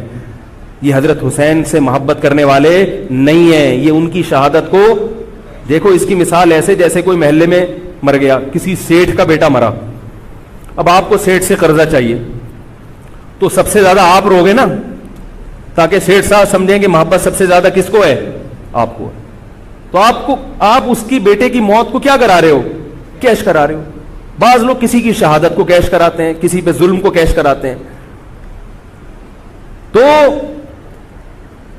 میں پھر عرض کروں کہ بہت بدترین واقعہ ہے. حضرت حسین رضی اللہ تعالیٰ عنہ کا سر لے جایا گیا یزید کے پاس. یزید بدبخت نے چھڑی سے آپ کے ہونٹوں کو چھوا. وہاں صحابی رسول نے فرمایا کہ ایسا مت کرو. فرمایا اللہ کی قسم میں نے ان ہونٹوں پہ بارہا محمد صلی اللہ علیہ وسلم کے ہونٹ رکھے ہوئے دیکھا ہے. بارہا میں نے دیکھا ہے کہ محمد صلی اللہ علیہ وسلم نے ان ہونٹوں کا بوسہ لیا ہے. بارہا میں نے دیکھا ہے. ان صحابی کے دل پہ کیا گزر رہی ہوگی جو حضرت حسین کے ساتھ یہ حرکت دیکھ رہے ہوں گے, جبکہ اسی حسین کو انہوں نے بارہا نبی کی گود میں بھی دیکھا اور بارہا نبی کے ہونٹوں کو بھی ان ہونٹوں سے مس ہوتے ہوئے دیکھا. تو جب یہ سر ان کے سامنے رکھا ہوگا اور اس کے ساتھ یہ حرکت ہو رہی ہوگی, ان صحابی کے جذبات کیا ہوں گے. مگر اس کے باوجود جو بتانے کی بات ہے, جو میں بتانا چاہتا ہوں, انہوں نے یزید کے خلاف بغاوت نہیں کی کہ جس یزید نے حضرت حسین کا یہ حشر کر دیا ہو, اگر اس کے خلاف بغاوت ہوگی تو باقی مسلمانوں کا کیا حشر کرے گا. تو اس میں صبر کی تلقین بھی صحابہ نے بتائی ہے کہ حاکم کے مظالم کو برداشت کیا جائے, زبان سے اس کو ہائی لائٹ کیا جائے کہ غلط ہو رہا ہے, تلوار نہ اٹھائی جائے. بات نہیں آ رہی میرے خیال ہے سمجھ میں, کیونکہ آج ایک واقعہ ہوا ہے, ورنہ کربلا جیسے درجنوں اور واقعات ہو جائیں گے. تو صحابہ کرام کی سیرت میں ہمیں ہر طرح کے اسباق ملتے ہیں. تو میں یہ عرض کر رہا تھا کہ یہ ہے وہ کربلا کا واقعہ جس کا میں نے آپ کو خلاصہ بیان کیا. اس کے بعد کیا ہوا ہے کہ یہ جو بنو امیہ کی حکومت تھی, اس کی وہ ویلیو صحابہ کرام کے دل میں نہ رہی جو پہلے کسی حد تک برقرار تھی. یہ بہت ایک حکومت کے خلاف لوگوں کے دل میں بغض پیدا ہو گیا اور بالآخر بغاوتیں شروع ہوئیں. لیکن جمہور صحابہ کا موقف پھر بھی یہی تھا کہ حکومت کے خلاف بغاوت جائز, بولو بھائی, نہیں. اور اسی طرح کے ظالم لوگ آتے رہے, اور انہی کی اولادوں میں بنو امیہ میں اللہ نے پھر عمر ابن عبدالعزیز کو پیدا کیا. عمر ابن عبدالعزیز بھی انہی ظالم لوگوں کی اولاد تھے, مگر اسلام چونکہ قیامت تک رہنے کے لیے آیا ہے تو اللہ کو اپنا دین محبوب ہے, اللہ غیب سے انتظام کرتے ہیں. عمر ابن عبدالعزیز جیسے ہی حکومت میں آئے ہیں, خلیفہ بنے ہیں, آپ رضی اللہ تعالی عنہ نے وہ بنو امیہ کی جو جاہلانہ چیزیں تھیں ان سب کو ختم کر دیا. حکومتی ملکیت کو جو ذاتی خزانہ لوگ سمجھنا شروع کر دیا تھا اس کو ختم کیا. عمر بن عبدالعزیز کی ایک تاریخ ہے, ان کو 5واں خلیفہ راشد کہا جاتا ہے. علم حدیث کو مرتب کیا گیا, فقہ کو مرتب کیا گیا, حدیث کا علم ضائع ہو رہا تھا. آپ نے حکم دیا کہ اکتب ما کان من حدیث رسول اللہ صلی اللہ علیہ وسلم فإنی اخاف ضیاع العلم والعلماء. فرمایا مجھے علم اور علماء کے ضائع ہونے کا خطرہ ہے, محمد صلی اللہ علیہ وسلم کی حدیثوں کو ریٹن فارم میں لایا جائے. تو باقاعدہ پھر حدیث کو باقاعدہ جمع کیا گیا کتابوں کی شکل میں, اور آج ہمارے پاس وہ حدیث محفوظ ہیں. فقہاء کرام کا دور آیا تو اللہ تعالیٰ نے حضرت عمر بن عبدالعزیز کے دور میں امت کو الحمدللہ دوبارہ جمع کر دیا. عمر بن عبدالعزیز کے بعد پھر بغاوتیں ہوئیں, بالآخر بنو امیہ کی حکومت کا خاتمہ ہوا, بنو عباس کی حکومت آئی, مگر بنو عباس کی حکومت آنے سے بنو امیہ کی حکومت مکمل ختم نہیں ہوئی. وہی ہوا کہ آپ نے اچھی نیت سے بغاوت کی, مگر اس کا نقصان زیادہ. وہ کیا ہوا؟ بنو امیہ بھاگ گئے, اندلس میں حکومت قائم کر لی, اور ادھر بنو عباس کی. تو یہ تاریخ میں پہلا واقعہ تھا کہ اسلامی خلافت دو حصوں میں ڈیوائیڈ ہو گئی. اس کے بعد آج تک ایک جگہ مسلمان جمع نہیں ہو سکے. کیوں؟ مسلمانوں نے اس حدیث کی مخالفت کی کہ امیر کے خلاف بغاوت, بولو بھائی, نہیں کرو. اب میں آپ سے ایک بات کہتا ہوں کہ بالآخر ڈیوائیڈ ہوتے ہوتے ہوتے ہوتے آج پتہ نہیں کتنے سارے اسلامی ملک بن گئے. پاکستان میں الگ ہے, سعودی عرب کی پالیسیاں الگ ہیں, دبئی الگ چل رہا ہے, قطر اور سعودیہ کا پھڈا ختم نہیں ہو رہا. 1920 تک تو پھر بھی خلافت عثمانیہ تھی, اگرچہ پوری دنیا پہ نہیں تھی. ہندوستان میں الگ حکومت تھی, خلافت عثمانیہ الگ تھی, اندلس میں الگ حکومت تھی, مگر پھر بھی مسلمانوں کی 3-4 بڑی بڑی حکومتیں تھیں جو ایک, اور کسی حد تک ان میں اتحاد تھا. 1920 میں وہ بھی ختم, اور اتنے سارے ممالک وجود میں آ گئے, سب کی الگ الگ پالیسیاں ہیں. اب جو آدمی خلافت کے نام پہ جہاد کی بات کرتا ہے وہ لوگوں کو ایک امیر پہ جمع نہیں کرے گا. جتنے ملک بن چکے ہیں نا, ان کو مزید توڑ کے, اگر یہ 20 ہیں تو 40 بنا دے گا ان کو. بہت مشکل ہے سمجھانا بھائی. اب اگر کوئی کہتا ہے نا ظالم حاکم کے خلاف تحریک چلاؤ, آؤ ہمارے ساتھ مسلح بغاوت میں شامل ہو, ہم حکومت کے خلاف تلوار اٹھائیں گے, تو نتیجہ کیا نکلے گا؟ یہ سارے مل کے ایک امیر نہیں بن جائیں گے. یہ اگر 20 ہے نا تو کتنے ہو جائیں گے؟ بولو بھائی, 40. جیسے جو جماعت المسلمین بنی نا کہ 4 فقہ ہیں, حنفی, شافعی, مالکی, ہم نہیں مانتے, تو سب کو ختم کرو, ایک بناؤ. تو اس ایک بننے سے یہ ختم نہیں ہوئے, بلکہ 4 کے بعد کتنے ہو گئے؟ 5 ہو گئے. نہیں آ رہی بات میرا خیال؟ آ رہی ہے الحمدللہ. اور بھی جو بھی اس کی باتیں کر رہے ہیں نا, امت کو اتحاد کے لیے آ جاؤ, میرے پاس آ جاؤ, تو وہ 6واں بنا رہا ہے, 7واں بنا رہا ہے, پھر 8واں بنا رہا ہے, ایسے بنتے چلے جا رہے ہیں. او بھائی جو ہے وہاں بریک لگا دو, اللہ کا واسطہ روک دو ان کو, کوئی بات نہیں, 4 ہیں, جو جس کو فالو کرے ٹھیک ہے, کچھ نہیں ہوتا اس سے, ہمیشہ سے چلے آ رہے ہیں.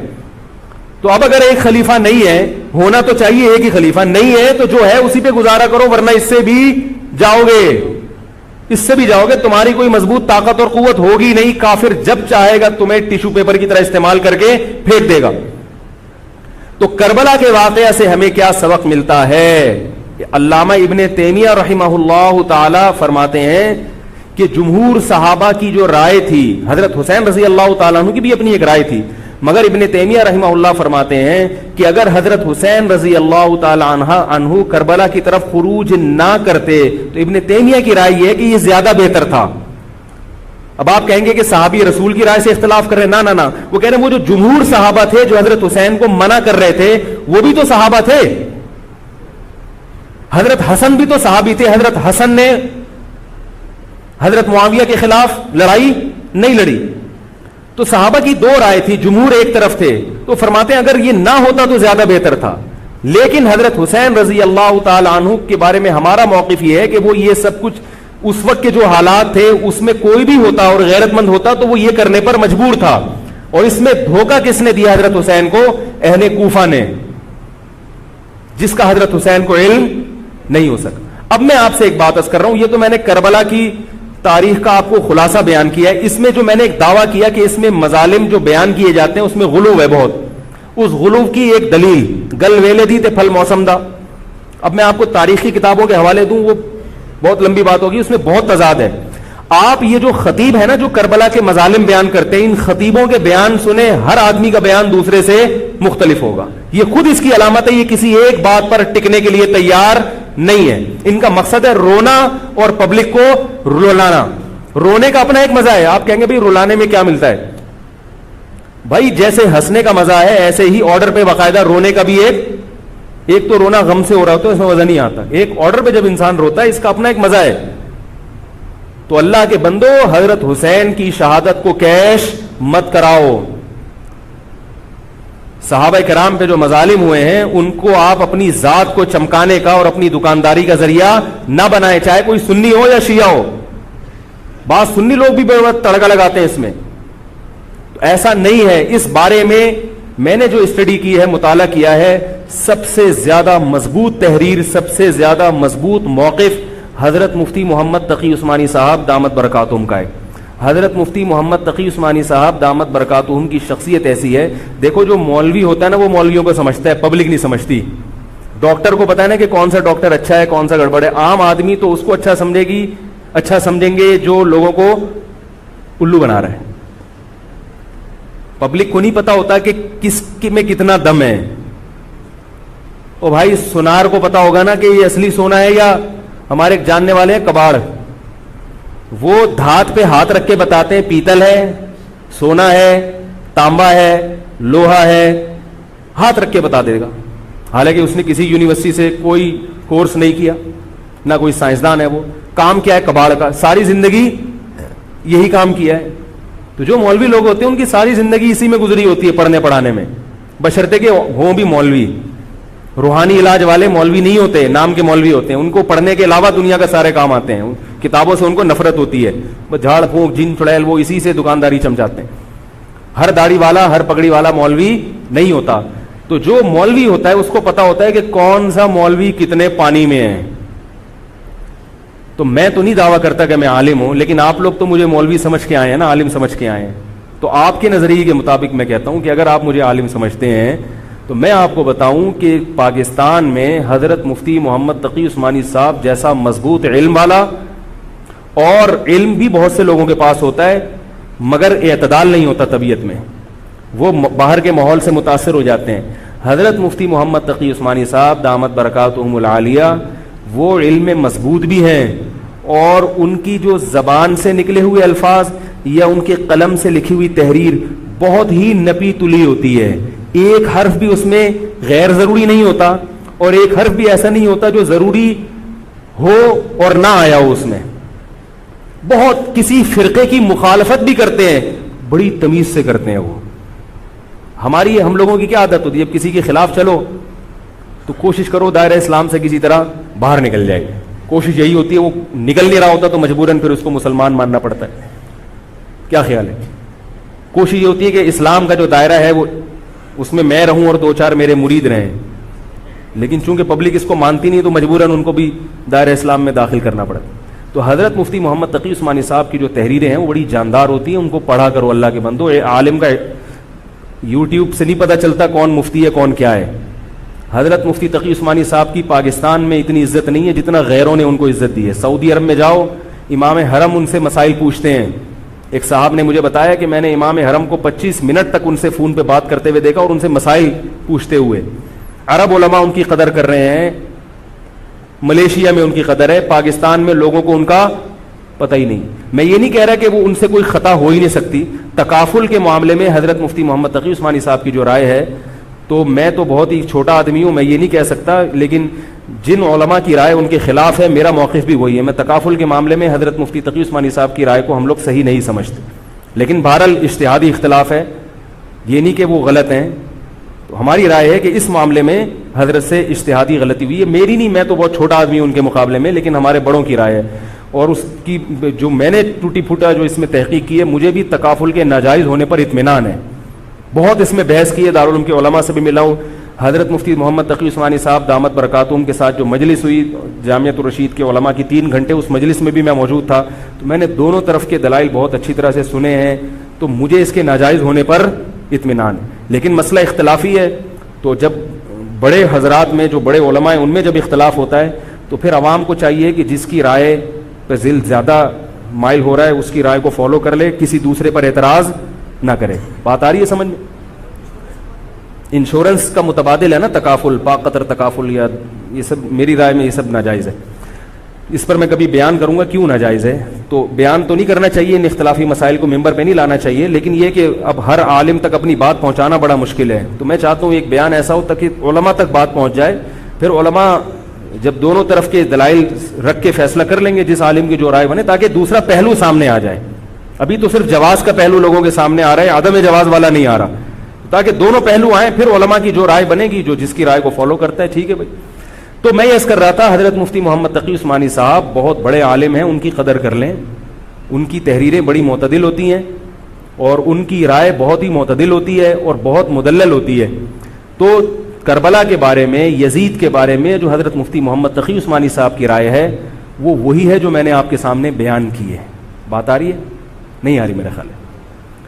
تو میں یہ نہیں کہہ رہا کہ میں نے ان کی تقلید میں یہ سب بیان کیا ہے, بلکہ جو مطالعہ کیا تو اس کے بعد ان کی رائے بہت زیادہ جاندار لگی ہے. اور یہ جو میں عرض کر رہا ہوں نا کہ یہ جو کربلا کے واقعات بیان کیے جاتے ہیں, ہر خطیب کا بیان دوسرے خطیب سے مختلف ہے. یہ خود اس کی علامت ہے کہ دال میں کچھ کالا کالا ہے, یہ ایک جگہ ٹکتے کیوں نہیں ہیں. تو اب میں ایک بات عرض کروں, اسی طرح یزید کے بارے میں لوگ سوال پوچھتے ہیں یزید کیا, تو یزید کے بارے میں بھی دونوں طرف ہماری رائے کے حساب سے غلو ہے. یزید کے دور میں حضرت حسین کا قتل یقیناً ہوا ہے, مگر کسی ایک مستند روایت سے یہ ثابت نہیں کہ یزید نے حکم دیا تھا حضرت حسین کو قتل کرنے کا. یہ کہیں بھی روایت میں ثابت نہیں آ رہی میرا خیال ہے. کوفہ کے گورنر کے حکم سے قتل ضرور ہوا ہے, لیکن کیا یزید نے اس کا آرڈر دیا تھا؟ اس کا کسی مستند روایت میں ثبوت بولو بھائی نہیں ملتا. لیکن اس بنیاد پہ یزید کو رحمت اللہ علیہ کہنا یہ بھی غلط ہے. ٹھیک ہے, یزید کے بارے میں کسی مستند روایت سے نہیں ملتا کہ اس نے قتل کا حکم دیا تھا یا قتل کروایا تھا, لیکن قتل ہونے کے بعد یزید نے اس گورنر کے خلاف ایکشن نہیں لیا. حضرت عثمان کے قاتلوں کے بارے میں تو یہ تھا کہ ان کو لٹکایا جائے, حضرت حسین کے قاتلوں کو کیوں نہیں لٹکایا؟ نہیں یاری بات سمجھ. تو یہ جرم بھی ہے کہ حکومت, ممکن ہے یزید کہہ سکتا ہو کہ میرے بس میں نہیں ہے, کہہ سکتا ہو کہ میرے بس میں نہیں ہے. تو بھائی آپ کے بس میں اگر نہیں ہے تو حضرت علی کے بس میں بھی نہیں تھا حضرت عثمان کے قاتلوں سے قصاص لینا. تو اس لیے یزید کو بالکل معصوم قرار دینا یہ بھی غلط ہے. وہ مجرم تھا, لیکن اس کو اتنا لعنتی قرار دے دینا کہ گویا حضرت حسین کو اس نے قتل کرایا تھا, اس کا بھی کسی تاریخی مستند روایت سے ثبوت نہیں ملتا. لہذا صحیح بات یہ ہے کہ نہ لعنت اللہ علیہ کہو نہ رحمت اللہ علیہ کہو. خام خواہ میں فضول چیزوں میں پڑھنے کی بولو بھائی ضرورت کیا ہے؟ قیامت کے دن آپ سے یزید کے بارے میں سوال, میرے سے کسی نے پوچھا کہ یزید کے بارے میں آپ کیا کہتے ہیں. میں نے کہا آپ کو جاپان کے جو بھی صدر ہے اس کے بارے میں پتہ ہے, چائنا کے بارے میں پتہ ہے؟ وہ کہہ رہے وہ تو کافر ہیں. میں نے کہا چلو مسلمانوں کے, علامہ اقبال کے بارے میں پوری رپورٹ ہے آپ کے پاس. تاریخ میں لاکھوں شخصیات ایسی ہیں جن کے بارے میں آپ کو نہیں پتا. تو یزید کے بارے میں بھی اگر نہیں پتا ہو تو میرا خیال ہے کوئی پریشان ہونے کی ضرورت نہیں ہے. تو یہ کربلا ایک واقعہ تھا, ایک اسلامی تاریخ میں ایک بدترین واقعہ رونما ہوا اور یہ واقعہ ختم ہو گیا. ہمیں جو قرآن اور سنت نے جس بات کا حکم دیا ہے ہمیں وہ کرنا ہے. بات آ رہی ہے سمجھ میں؟ ہمیں کیا کہا ہے؟ نماز قائم کرنی ہے, اسلام کے 5 ارکان ہیں. کربلا کا واقعہ دنیا میں وجود میں آتا تو بھی 5 نمازیں پڑھنی تھیں, وجود میں نہیں آتا تو بھی 5 نمازیں پڑھنی. باقی حضرت حسین کی شہادت اس لیے بھی ہوئی ہے کہ اللہ کے نبی نے ان کو شہید قرار دے دیا تھا. تو اللہ تعالیٰ نے آپ کو اس منصب تک پہنچانا تھا جس منصب کی گواہی محمد صلی اللہ علیہ وسلم دے چکے تھے. بعض دفعہ کوئی مقصد نہیں ہوتا, ایک مقصد ہوتا ہے کسی کو اونچے درجے تک پہنچانا. غزوہ احد میں 70 صحابہ شہید ہوئے, اللہ نے اس کی حکمت یہ بھی بیان کی وَيَتَّخِذَ مِنْكُمْ شُهَدَاءَ, اللہ تم میں سے بہت سو کو شہادت کے درجے پر فائز کرنا چاہتا. تو حکومت تھی, حضرت حسین رضی اللہ تعالیٰ عنہ کو اللہ تعالیٰ نے شہادت کے مرتبے پر پہنچایا اور ظالم حکمرانوں کے مرتبے کو گھٹانا تھا. تو یہ کام ہو چکا. اب ہمیں کیا کرنا ہے؟ ہمیں جو قرآن اور سنت ہے اس کو فالو کرنا ہے. بیان کی تصحیح فرما دیں. ہاں بھائی وہ یزید کے بارے میں نے کہا تھا کہ انہوں نے حضرت حسین کے ہونٹوں پہ چھڑی رکھی, وہ یزید نے نہیں رکھی تھی چھڑی. جو مستند روایتوں میں ہے وہ ہے جو کوفہ کا گورنر تھا نا ابن زیاد, اس نے حضرت حسین رضی اللہ تعالیٰ عنہ کے ہونٹوں پہ چھڑی رکھی تھی اس بدبخت نے. باقی کرنا کیا ہے آپ کو؟ یزید نے رکھی ہو ابن زیاد نے رکھی ہو, اپنے کام سے کام رکھو. اتنا زیادہ لوگ ان چیزوں میں دلچسپی لیتے ہیں, ہائے ہو یہ چھوڑو بھائی, نہیں پتا کسی کو یزید کے بارے میں تو کیا ہو جائے گا. یہ جو میں نے بیان میں کہا تھا نا یزید کے بارے میں اعتدال رکھو, نہ لعنت اللہ علیہ کا نہ رحمت اللہ علیہ کو, اس کی ایک وجہ تو میں نے بتائی تھی. دوسری ایک وجہ یہ بھی ہے کہ اگر آپ نے خاموشی اختیار نہیں کی اور لعنت اللہ علیہ کا تو رحمت اللہ والے آپ کو نہیں چھوڑیں گے, اور اگر آپ نے رحمت اللہ کہہ دیا تو لعنت اللہ والے آپ کو, یعنی یزید کے بارے میں 2 رائے ہیں نا, بعض اس کو لعنت اللہ کہتے ہیں اور بعض کیا کہتے ہیں, یزید رحمت اللہ کہتے ہیں. تو آپ کے لیے اور میرے لیے چپ رہنا اس لیے بھی بہتر ہے کہ ہم نے اگر اس کو لعنت اللہ علیہ کہنا شروع کر دیا تو جو رحمت اللہ علیہ کہتے ہیں نا وہ ہم کو بھی لعنت اللہ علیہ کہنا. وہ اتنے اس معاملے میں حساس ہوتے ہیں کہ وہ رحمت اللہ والے آپ کو نہیں چھوڑیں گے. ٹھیک ہے. اور اگر آپ نے اس سے متاثر ہو کر اس کو رحمت اللہ علیہ کہا کہ وہ قسطنطنیہ کے جہاد میں تھا, اور حدیث میں آتا ہے کہ جو قسطنطنیہ کے جہاد میں تھا اس کے لیے بشارت ہے, ان جیسے جو اس کے فضائل لوگ بیان کرتے ہیں, تو اس بیس پر آپ نے رحمت اللہ علیہ کہنا شروع کر دیا, تو لعنت اللہ والے آپ کو, تو نہ آپ کو لعنت اللہ والے چھوڑیں گے نہ رحمت اللہ, آپ پر سب کی طرف سے لعنت اللہ ہی ہوگی. ایسا نہیں ہوگا کہ آپ کے بارے میں بھی دو فریق بن جائیں, ایک آپ کو رحمت اللہ کہہ رہے کہ لعنت اللہ کہہ رہے, آپ کے بارے میں ایک ہی قول ہوگا, وہ کیا ہے؟ لعنت اللہ. اس لیے چپ کر کے آرام سے اپنے امن شانتی کے ساتھ نماز روزے میں لگے رہو, ضرورت ہی نہیں ہمیں ان چیزوں میں پڑھنے کی. محرم منانا کہیں بھی نہیں ہے اسلام میں. محرم حضرت حسین کی شہادت سے پہلے بھی آتا تھا, اس کے بعد بھی آتا ہے. تو اہل سنت والجماعت کا جو مذہب ہے, میں آپ کے 1-2 منٹ زیادہ لے رہا ہوں, بس یہ بات ختم کر رہا ہوں میں. دیکھو ہم شیعہ ہیں یا سنی ہیں؟ بولو نا بھائی. جو شیعہ لوگ ہیں ان کو وہ کرنے دو جو ان کا مذہب ہے. اختلاف اور فرقواریت وہاں ہوتی ہے جہاں آپ اپنا مسلک دوسرے پہ ٹھوستے ہو. ان کا مسلک ہے ماتم کرنا, ان کا مسلک ہے, تو ان کو کرنے دو, وہ اللہ ان سے خود حساب لے لے گا. آپ کو ان سے اس مسئلے میں بحث کرنے کی ضرورت, بولو بھائی, نہیں. لوگ آفس میں لڑ رہے ہیں شیعہ سے, او بھائی مجھے فون کر کے کہتے ہیں, میں نے کہا یار وہ جب شیعہ ہے تو وہ کیوں مانے گا آپ کی بات؟ تو چھوڑ دو اس کو اپنے حال پہ. حق واضح ہے, باطل واضح ہے, اگر اس کو وہ سمجھ میں آ رہا تو کرنے دو. آپ کیوں الجھ رہے ہو؟ وہ آپ کو تو نہیں لے کے جا رہا نا ماتم کے لیے, کیا خیال ہے؟ تو اس کو بولو بھائی تمہارا مسلک اگر ہے تو تم ٹھیک ہے کرو یہ کام, لیکن یہ کام انڈور ہونے چاہیے, سڑکوں پہ نہیں ہونا چاہیے. سڑکوں پہ ہوگا تو دہشت گردوں کو موقع مل جائے گا دہشت گردی کا, ملک کا امن خراب ہوتا ہے. نہ ربیع الاول کے جلوس سڑک پہ نکلنے چاہیے اور نہ محرم کے جلوس سڑک پہ ہونے چاہیے. انڈور ہو ربیع الاول میں, جس کا مذہب ہے کہ بھئی ہم نے یہ کرنا ہے جلسہ, ٹھیک ہے آپ گھر کے اندر جو مرضی کریں.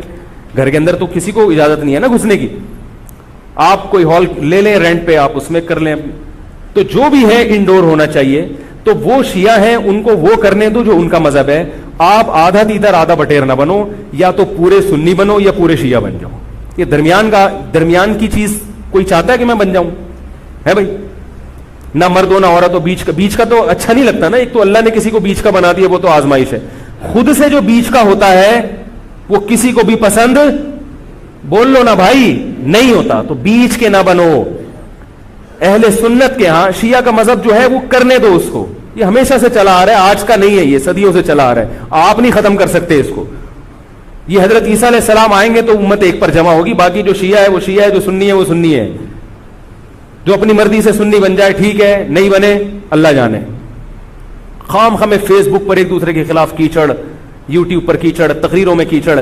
تو میں جو آپ کے سامنے بیٹھا ہوں آپ کو یہ سمجھانے کے لیے کہ آپ ایک فیصلہ کرو, شیعہ ہو یا سنی. اگر سنی ہو تو پھر محرم کی سنی مذہب میں اتنی اہمیت نہیں ہے جتنی ہمارے ہاں بیان کی جاتی.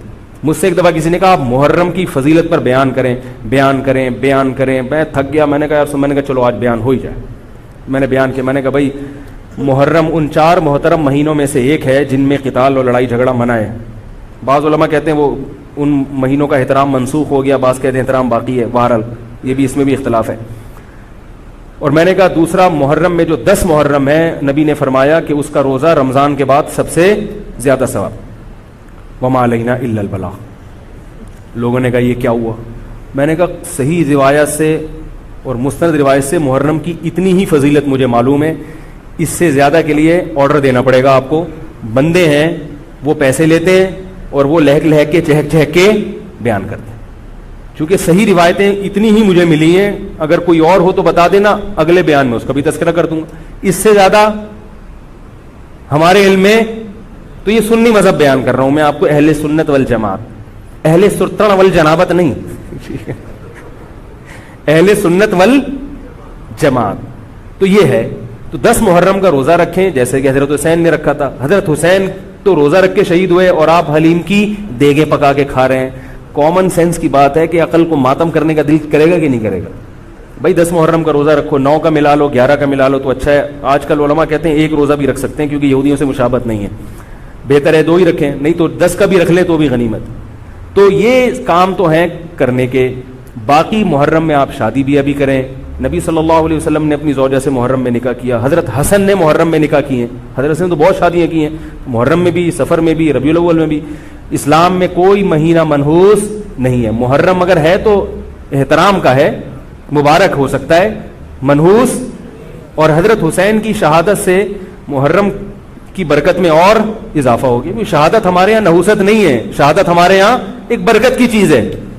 سمجھ رہے ہو بات کو کہ نہیں سمجھ رہے؟ دیکھو ہندو بھی ہیں ہمارے ملک میں, عیسائی بھی ہیں, وہ تو بالکل ہی الگ مذہب ہے نا, وہ تو اللہ رسول کو صاف لفظوں میں انکار کرتے ہیں. تو ہم کہتے ہیں بھائی ٹھیک ہے, تم لکم دینکم ولی دین, تم جاؤ, تمہیں جو سمجھ میں آتا ہے کرو. تو ایسے ہی شیعہ سنی کا جو اختلاف ہے وہ اگر زبان کی حد تک رہے, دلائل کی حد تک رہے تو ٹھیک ہے. لڑائی بڑائی والا معاملہ ہوگا تو معاملہ کیا بنے گا؟ کیچڑ اچھالنا ایک دوسرے پہ. تو میں ایک بات آپ سے کر رہا ہوں کہ آپ اپنے بارے میں یہ فیصلہ کریں کہ آپ کیا ہیں, یا تو ادھر ہو جائیں یا ادھر ہو جائیں. تو اگر آپ شیعہ ہیں ٹھیک ہے, پھر وہ جو کر رہے ہیں وہ ان کا مسلک ہے, آپ کریں وہ جائیں. لیکن اگر آپ سنی ہیں تو پھر آدھا سنی آدھا ادھر آدھا ادھر, بیچ کا نہ بنے. میں بھی بیان میں عرض کر رہا تھا نا آخر میں کہ بیچ کا کسی کو بھی پسند, میرا خیال ہے آپ لوگ کو ہوتا ہے, شاید نہیں ہوتا نا کسی کو بھی پسند. قدرت نے کسی کو بیچ کا بنا دیا اللہ کی طرف سے, وہ تو اللہ کی طرف سے آزمائش ہے. لیکن خود سے کبھی بھی بیچ کا بننے کی کوشش مت کرو. تو یا تو ادھر ہو جاؤ یا ادھر ہو جاؤ. اب ہمارے ہاں لوگ کیا کر رہے ہیں, جو سنی ہیں سنی, محرم میں حلیم پکا رہے ہیں, حلیم کھا رہے ہیں, محرم میں سبیلیں لگا کے بیٹھے ہوئے ہیں, سبیلوں سے پانی پی رہے ہیں, محرم میں مرثیے سن رہے ہیں, رکشے والے بھی مرثیے لگا کے, ٹیکسی والے بھی مرثیے لگا کے. بھائی یہ اسلام نہیں ہے, یہ سمجھ رہے ہو؟ جو اس کو اسلام سمجھتا ہے وہ کرے, لیکن ہم سنی مذہب جو ہے وہ اس کی نظر میں یہ اسلام نہیں. نبی صلی اللہ علیہ وسلم نے لعنت فرمائی ہے میت پہ نوحہ کرنے والوں پر. سمجھ رہے ہو؟ آپ نے فرمایا جو گریبان پھاڑے وہ ہم میں سے نہیں ہے. میت پہ چیخنا چلانا, اس کو نبی صلی اللہ علیہ وسلم نے لعنت والا عمل قرار دیا ہے. شہادت پہ چیخنا چلانا کسی کی. حضرت جعفر طیار رضی اللہ تعالیٰ عنہ اہل بیت میں سے تھے. وہ جب شہید ہوئے ہیں جوانی میں, ان کی 4 بیویاں تھیں, بیوہ ہو گئیں. معذرت کے ساتھ یہ میں ٹاپک نہیں لا رہا, جو خود سے آ رہا ہے اسے آنے دو. اب شہید ہی 4 بیویاں ہی بیوہ ہوئی تھی, تو میں ان کو آپ کی خوش کرنے کے لیے ایک تو نہیں کر سکتا نا. ان کی 4 بیویاں کیا ہو گئی؟ بیوہ ہو گئی. تو جب ان کے گھر میں اطلاع ملی ہے کہ آپ کے جوان شوہر شہید ہو گئے, تو ان کے رونے کی آوازیں آئی ہیں, چیخنے چلانے کی آوازیں آئیں. آپ صلی اللہ علیہ وسلم کو اتنا غضب آیا, آپ نے فرمایا کہ جاؤ خاک پھینک کر آ جاؤ ان کے منہ میں, اب ان سے کہو کہ اپنی آوازوں کو پس کریں. حضرت جعفر طیار بھی اہل بیت میں سے تھے, نبی کے سگے چچا کے بیٹے تھے. تو اہل بیت کی شہادت پر آپ صلی اللہ علیہ وسلم نے چیخنے چلانے سے, رونے سے منع کیا. اور حضرت جعفر طیار ظلمن شہید ہوئے تھے نا, ظلم ہوا تھا ان کے اوپر. تو اسی طرح ہم یہ کہتے ہیں کہ جیسے حضرت جعفر طیار اہل بیت میں نبی کے سگے چچا زاد بھائی, حضرت حسین نبی کے نواسے, تو جیسے حضرت جعفر طیار کی شہادت پہ چیخنے چلانے والے کو نبی صلی اللہ علیہ وسلم نے پسند نہیں کیا. حالانکہ ان کی بیویوں کا رشتہ, بیوی کا جتنا قریبی رشتہ اپنے شوہر سے ہوتا ہے, اتنا قریبی رشتہ ہمارا حضرت جعفر طیار یا حضرت حسین سے نہیں ہے. رشتہ یقیناً ہے مگر اتنا قریبی نہیں جتنا بیوی کا ہوتا ہے, اولاد کا ہوتا ہے. تو جب بیویوں کو رونے کی اجازت نہیں ہے, جو سب سے زیادہ متاثر ہوئی ہیں, تو ہم اور آپ کو حضرت حسین کی یاد میں چیخنے چلانے کی اجازت کہاں سے ہوگی؟ ہم زیادہ فنٹر بننے کی کوشش کیوں کر رہے ہیں بھائی؟ زیادہ آگے نکلنے کی کوشش کیوں کر رہے ہیں؟ یقیناً اہل بیت سے ایمان, اہل بیت سے محبت ہمارے ایمان کا جزو ہے, مگر اس محبت کا اظہار اس طرح سے کرنا ہے جس طرح سے اہل بیت سے محبت کا نبی نے حکم دیا ہے. نہیں آ رہی میرا خیال ہے بات؟ پولیس کی تو ضرورت نہیں ہے. جس طرح سے حکم دیا ہے بھائی اس طرح سے اہل بیت سے محبت کرنی ہے, اپنی طرف سے نہیں کرنی ہے آپ نے. تو پہلی بات تو یہ حدیث سمجھ میں آ گئی. اور آپ صلی اللہ علیہ وسلم نے چیخنا چلانا, گریبان پھاڑنا اور یہ سب کے منع کیا ہے. تو سنی مذہب میں ماتم کی اجازت, چیخنے چلانے کی, ہا ہو کرنے کی اجازت نہیں ہے. سمجھ رہے ہو بات کو؟ تو آپ یہ کام نہ کریں, مرثی آپ نہ سنیں, انہیں سننے دیں, انہیں کرنے دیں. آپ رکشہ ٹیکسی چلا رہے ہو, کہہ رہے محرم کے احترام میں گانے نہیں لگاؤں گا، مرثیے لگا دوں گا. بھائی نہ گانے لگاؤ نہ مرثیے لگاؤ. اور مرثیوں میں جس طرح سے اہل بیت کا نام لیا جاتا ہے اس میں اہل بیت کی عزت نہیں ہے بلکہ اہل بیت کی توہین ہے. ہائے زینب، ہائے یوں، ہائے یوں. آپ اپنے گھر کی عورتوں کو چاہتے ہو کہ سڑک پہ ان کا اس طرح سے ہائے ہائے کر کے نام لیا جائے روڈ پہ؟ جب ہم اپنی عورتوں کے لیے ایسی توہین برداشت نہیں کرتے، وہ عورتیں جن کے تقدس کی قسم اٹھائی جا سکتی ہے، جن کے ناخن بھی کوئی نامحرم نہیں دیکھ پاتا تھا، اہل بیت عورتیں تھیں، نبی صلی اللہ علیہ وسلم کی نواسیاں، نبی صلی اللہ علیہ وسلم کے خاندان کی عورتیں، حضرت حسین رضی اللہ تعالیٰ عنہ کے خاندان کی عورتیں، تو ان کے بارے میں میرے بھائی کیسے یہ برداشت کیا جا سکتا ہے کہ کوئی بھی چیخے چلائے ان کا نام اس طرح سے توہین آمیز لہجے سے؟ اسلام نے اکرام سکھایا ہے، عزت اور احترام سکھایا ہے، اور عزت و احترام کے اصول اور آداب بھی سکھائے. تو اس لیے آپ لوگ یہ کام نہ کریں، جو کر رہا ہے اس سے بحث بھی نہ کریں. بولے میں ٹھیک ہے تمہارا مسلک ہے تو کوئی بات نہیں، تو کر لو، ہم ہی نہیں کریں گے. تو یہ جو سبیلیں لگائی جا رہی ہیں، یہ کہا جاتا ہے کہ حضرت حسین کی یاد میں. تو یہ بھی ایک عجیب بات ہے. حضرت حسین رضی اللہ تعالیٰ عنہ اگر پیاس سے شہید ہوئے تو پانی پی کے یاد منائی جائے گی یا پانی سے اوائڈ کر کے یاد منائی جائے گی؟ عجیب بات ہے. مجھے ایک بات بتاؤ، آپ کا دوست بھوکا بیٹھا ہوا ہے، آپ اس دوست پہ ترس کھا رہے ہو، آپ کہہ رہے ہو، اس کو فون کیا آپ نے، بھائی کیا یار؟ کہہ رہے 2 دن سے مجھے کھانا نہیں ملا. کہہ رہے بس پھر میرے سامنے جو کھانا رکھا ہے میں بھی نہیں کھا رہا، جب تو نے نہیں کھایا تو میں کیوں کھاؤں یار یہ مرغے؟ یہی ہوتا ہے نا یار، جب تو 2 دن سے بھوکا ہے تو میں بھی تو ایک وقت کا ناغہ کروں نا کھانے کا. لیکن آپ نے کیا کیا؟ آپ نے دوست کو فون کیا، تجھے کھانا ملا؟ کہہ رہے 3 دن سے بھوکا ہوں. آپ نے کہا یار بہت افسوس ہوا یار، ایسا کر 2 پراٹھے لے کر آ، ہوٹل کے بیرے کو 2 انڈے لے آ اور 2 دودھ پتی لے آ. ویسے تو 1 پراٹھا کھاتا تھا، آج کتنے کھاؤں گا؟ 2 کھاؤں. دوست فون پہ کہہ رہا ہے یار یہ آرڈر کا، کہہ رہا ہے یار تو بھوکا ہے، تیری یاد میں کیا کروں گا؟ کھاؤں گا بھی اور پبلک کو بولوں گا آ جا بھائی تو بھی آ جا یار تو بھی آ جا. یہ کامن سینس، میری جو سینس ہے بھائی، میں سنی ہوں تو مجھے یہ والا چیز صحیح لگ رہی ہے. اگر پھر بھی آپ کو امام حسین کی یاد میں آپ کہتے ہیں شربت پئیں گے بھی پلائیں گے بھی، ٹھیک ہے آپ کو سمجھ میں آ رہا ہے، میں بندوق لے کے کسی کے پاس نہیں آؤں گا. لیکن مجھے جو یہاں ممبر پہ بٹھایا گیا ہے وہ بات کرنے کے لیے جو میری سمجھ میں آ رہی ہیں. کیا خیال ہے بھائی؟ تو اس لیے یہ سبیلیں چھوڑ دیں. پیاسے کو پانی پلانا یہ پورے سال سنت ہے، اور پیاسے کو پانی پلاؤ ایسی جگہ پہ جہاں پانی نہ ہونا. شہر میں سب جگہ پانی ہوتا ہے، سب جگہ پانی ہوتا ہے. تو یہ چھوڑ دیں، جو کر رہے ہیں ان کو کرنے دیں. چھوڑنے کا مطلب یہ نہیں کہ آپ جا کے بحث کریں. آپ یہ کام نہ کریں، نہ سبیل سے پانی پئیں نہ سبیل سے پانی پلائیں، کیونکہ لوگ اس کو اسلام سمجھ رہے ہیں جبکہ یہ اسلام نہیں ہے. سمجھ رہے ہیں؟ اس طرح محرم میں حلیم کا جو فلسفہ بیان کیا جاتا ہے وہ یہ بتایا جاتا ہے کہ حضرت حسین کو کچھ بھی نہیں ملا تھا، کھانے کو کچھ بھی نہیں ملا تھا، تو ہم اب سب چیزوں کا ایک مرغوبہ بنا کے پبلک کو کھلائیں گے، جس سے یہ پتہ چلے گا کہ دیکھو حلیم میں گوشت بھی ہے تو حضرت حسین کو گوشت بھی نہیں ملا، حلیم میں چاول بھی ہے تو چاول بھی نہیں ملے ان کو، حلیم میں دال بھی ہے تو ان کو دال بھی نہیں ملی، حلیم میں جو بھی ہے تو ان کو جو بھی نہیں ملی. تو حلیم ایک ایسی ڈش ہے جس میں اتنی ساری چیزیں آتی ہیں کہ یہ ساری چیزیں ایک جگہ جمع کسی اور ڈش میں نہیں ہوتی. تو سب چیزیں کھلانے کا ہمیں ثواب مل جائے گا. یہ بھی وہی ہے کہ انہیں کچھ بھی نہیں ملا اور آپ ان کی یاد میں سب کچھ کھا بھی رہے ہو اور سب کچھ کھلا بھی رہے ہو حلیم کے نام. تو یہ بھی کامن سینس کی چیزیں نہیں ہیں، اس لیے چھوڑ دو اللہ کا واسطہ.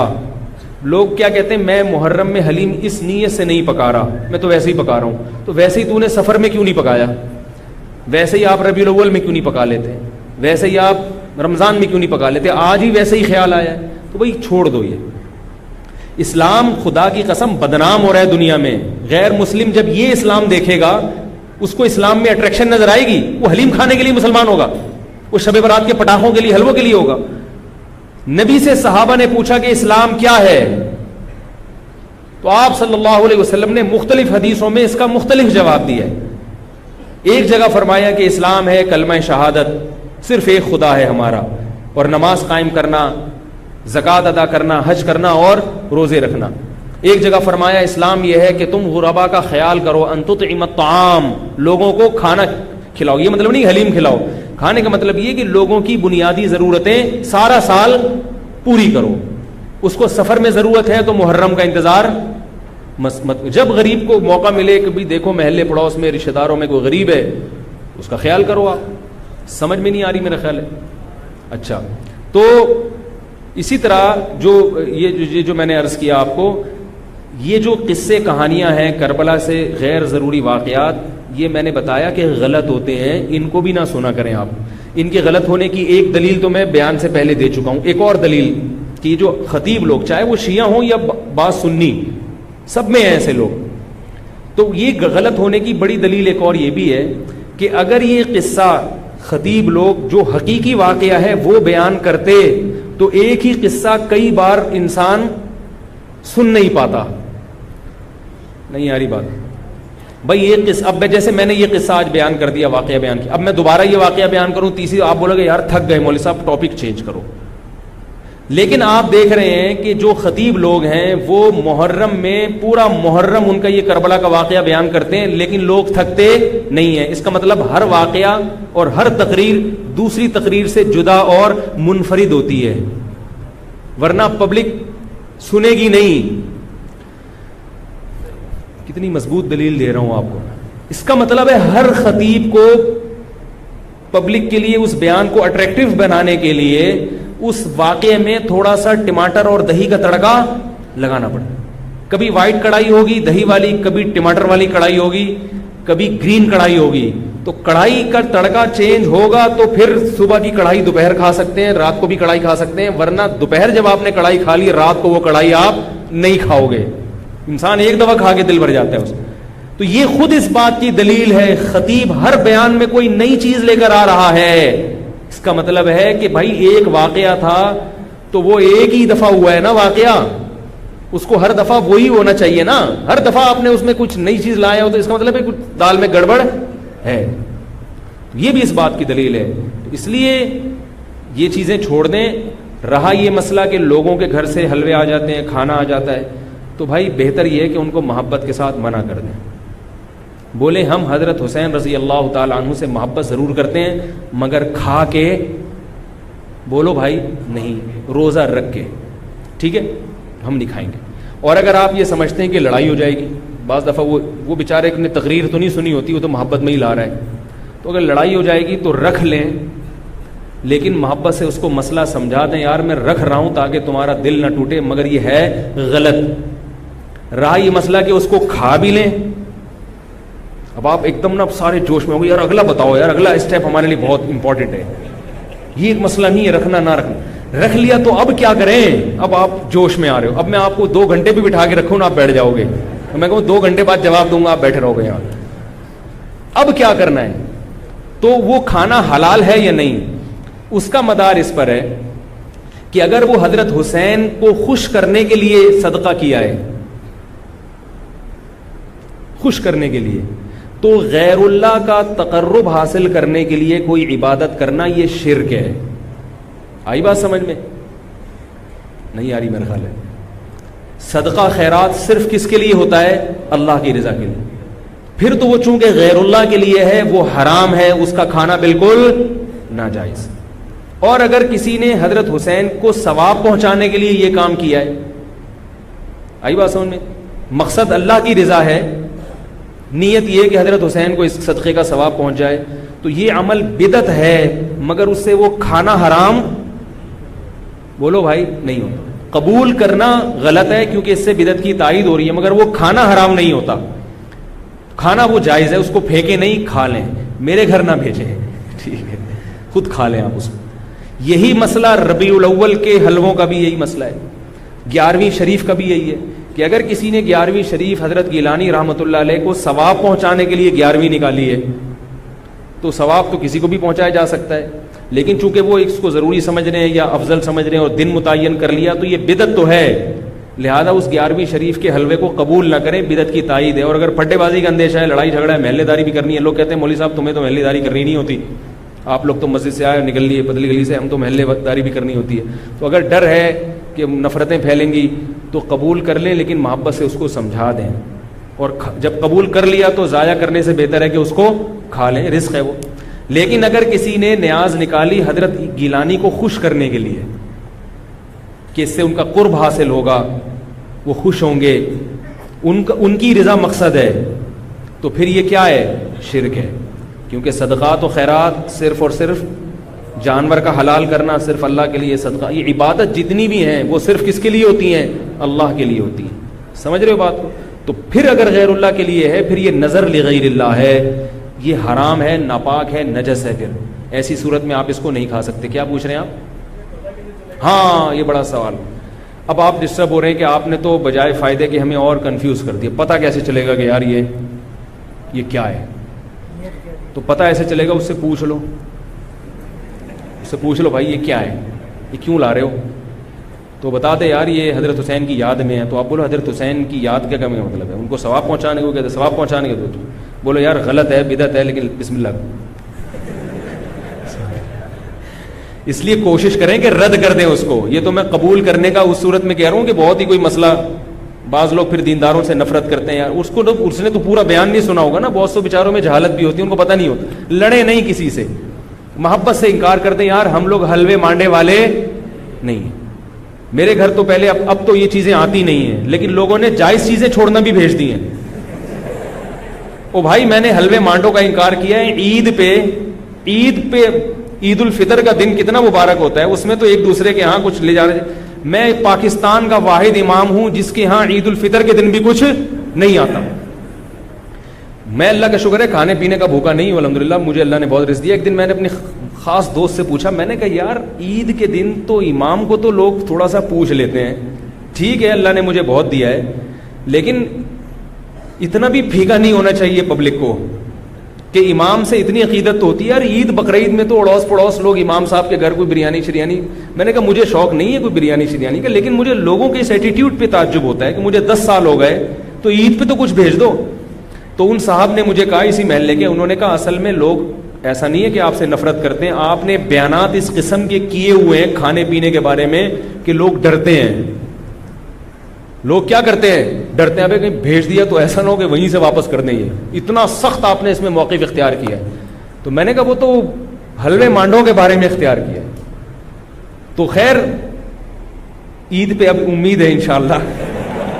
ٹھیک ہے لیکن نہ بھیجیں آپ لوگ، محبت بس زبان سے اظہار کر دیں. میں ایک مسئلہ بیان کر رہا ہوں کہ میرے بیانات اس بارے میں ایسے ہوتے ہیں کہ لوگ یہ سمجھتے ہیں کہ یہ نفس ہدیے کے ہی خلاف ہے. ان کو ہدیہ دیا تو کوئی تھپڑ نہ مار دیں کھینچ کے.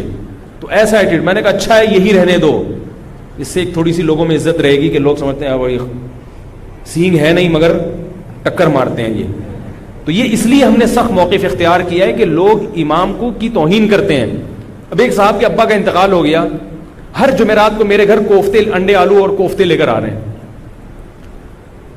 ہم تو جمعراتی مولوی ہیں نہیں، تو مجھے یہ پتہ ہی نہیں تھا کہ آج جمعرات ہے. میں نے کہا چلو بیچارہ عقیدت محبت میں لا رہا ہے تو میں رکھ لیتا تھا. گھر والوں نے پھر جب ہر جمعرات کو ہونے لگا تو گھر والوں نے جمعرات کو رات کو کھانا پکانا ہی چھوڑ دیا. انہوں نے کہا یار جب آ ہی جاتا ہے تو میں نے کہا چلو ٹھیک ہے اللہ دے رہا ہے. بیچارہ ہے بھی عقیدت محبت میرا نمازی تھا. کوفتوں کا ٹائٹ قسم کا بڑا مزیدار سالن آ رہا تھا. ایک دن مجھے خیال ہوا کہ یار کچھ دن پہلے ان کے ابا کا بھی انتقال ہوا ہے اور یہ جمعرات بھی ہے، ایسا تو نہیں ابا کے ثواب کے لیے مجھے کھلا رہے ہوں. میں نے ان سے پوچھا یہ آپ اپنے ابا کو ثواب پہنچانے کے لیے مجھے کھلا رہے ہو؟ انہوں نے کہا جی.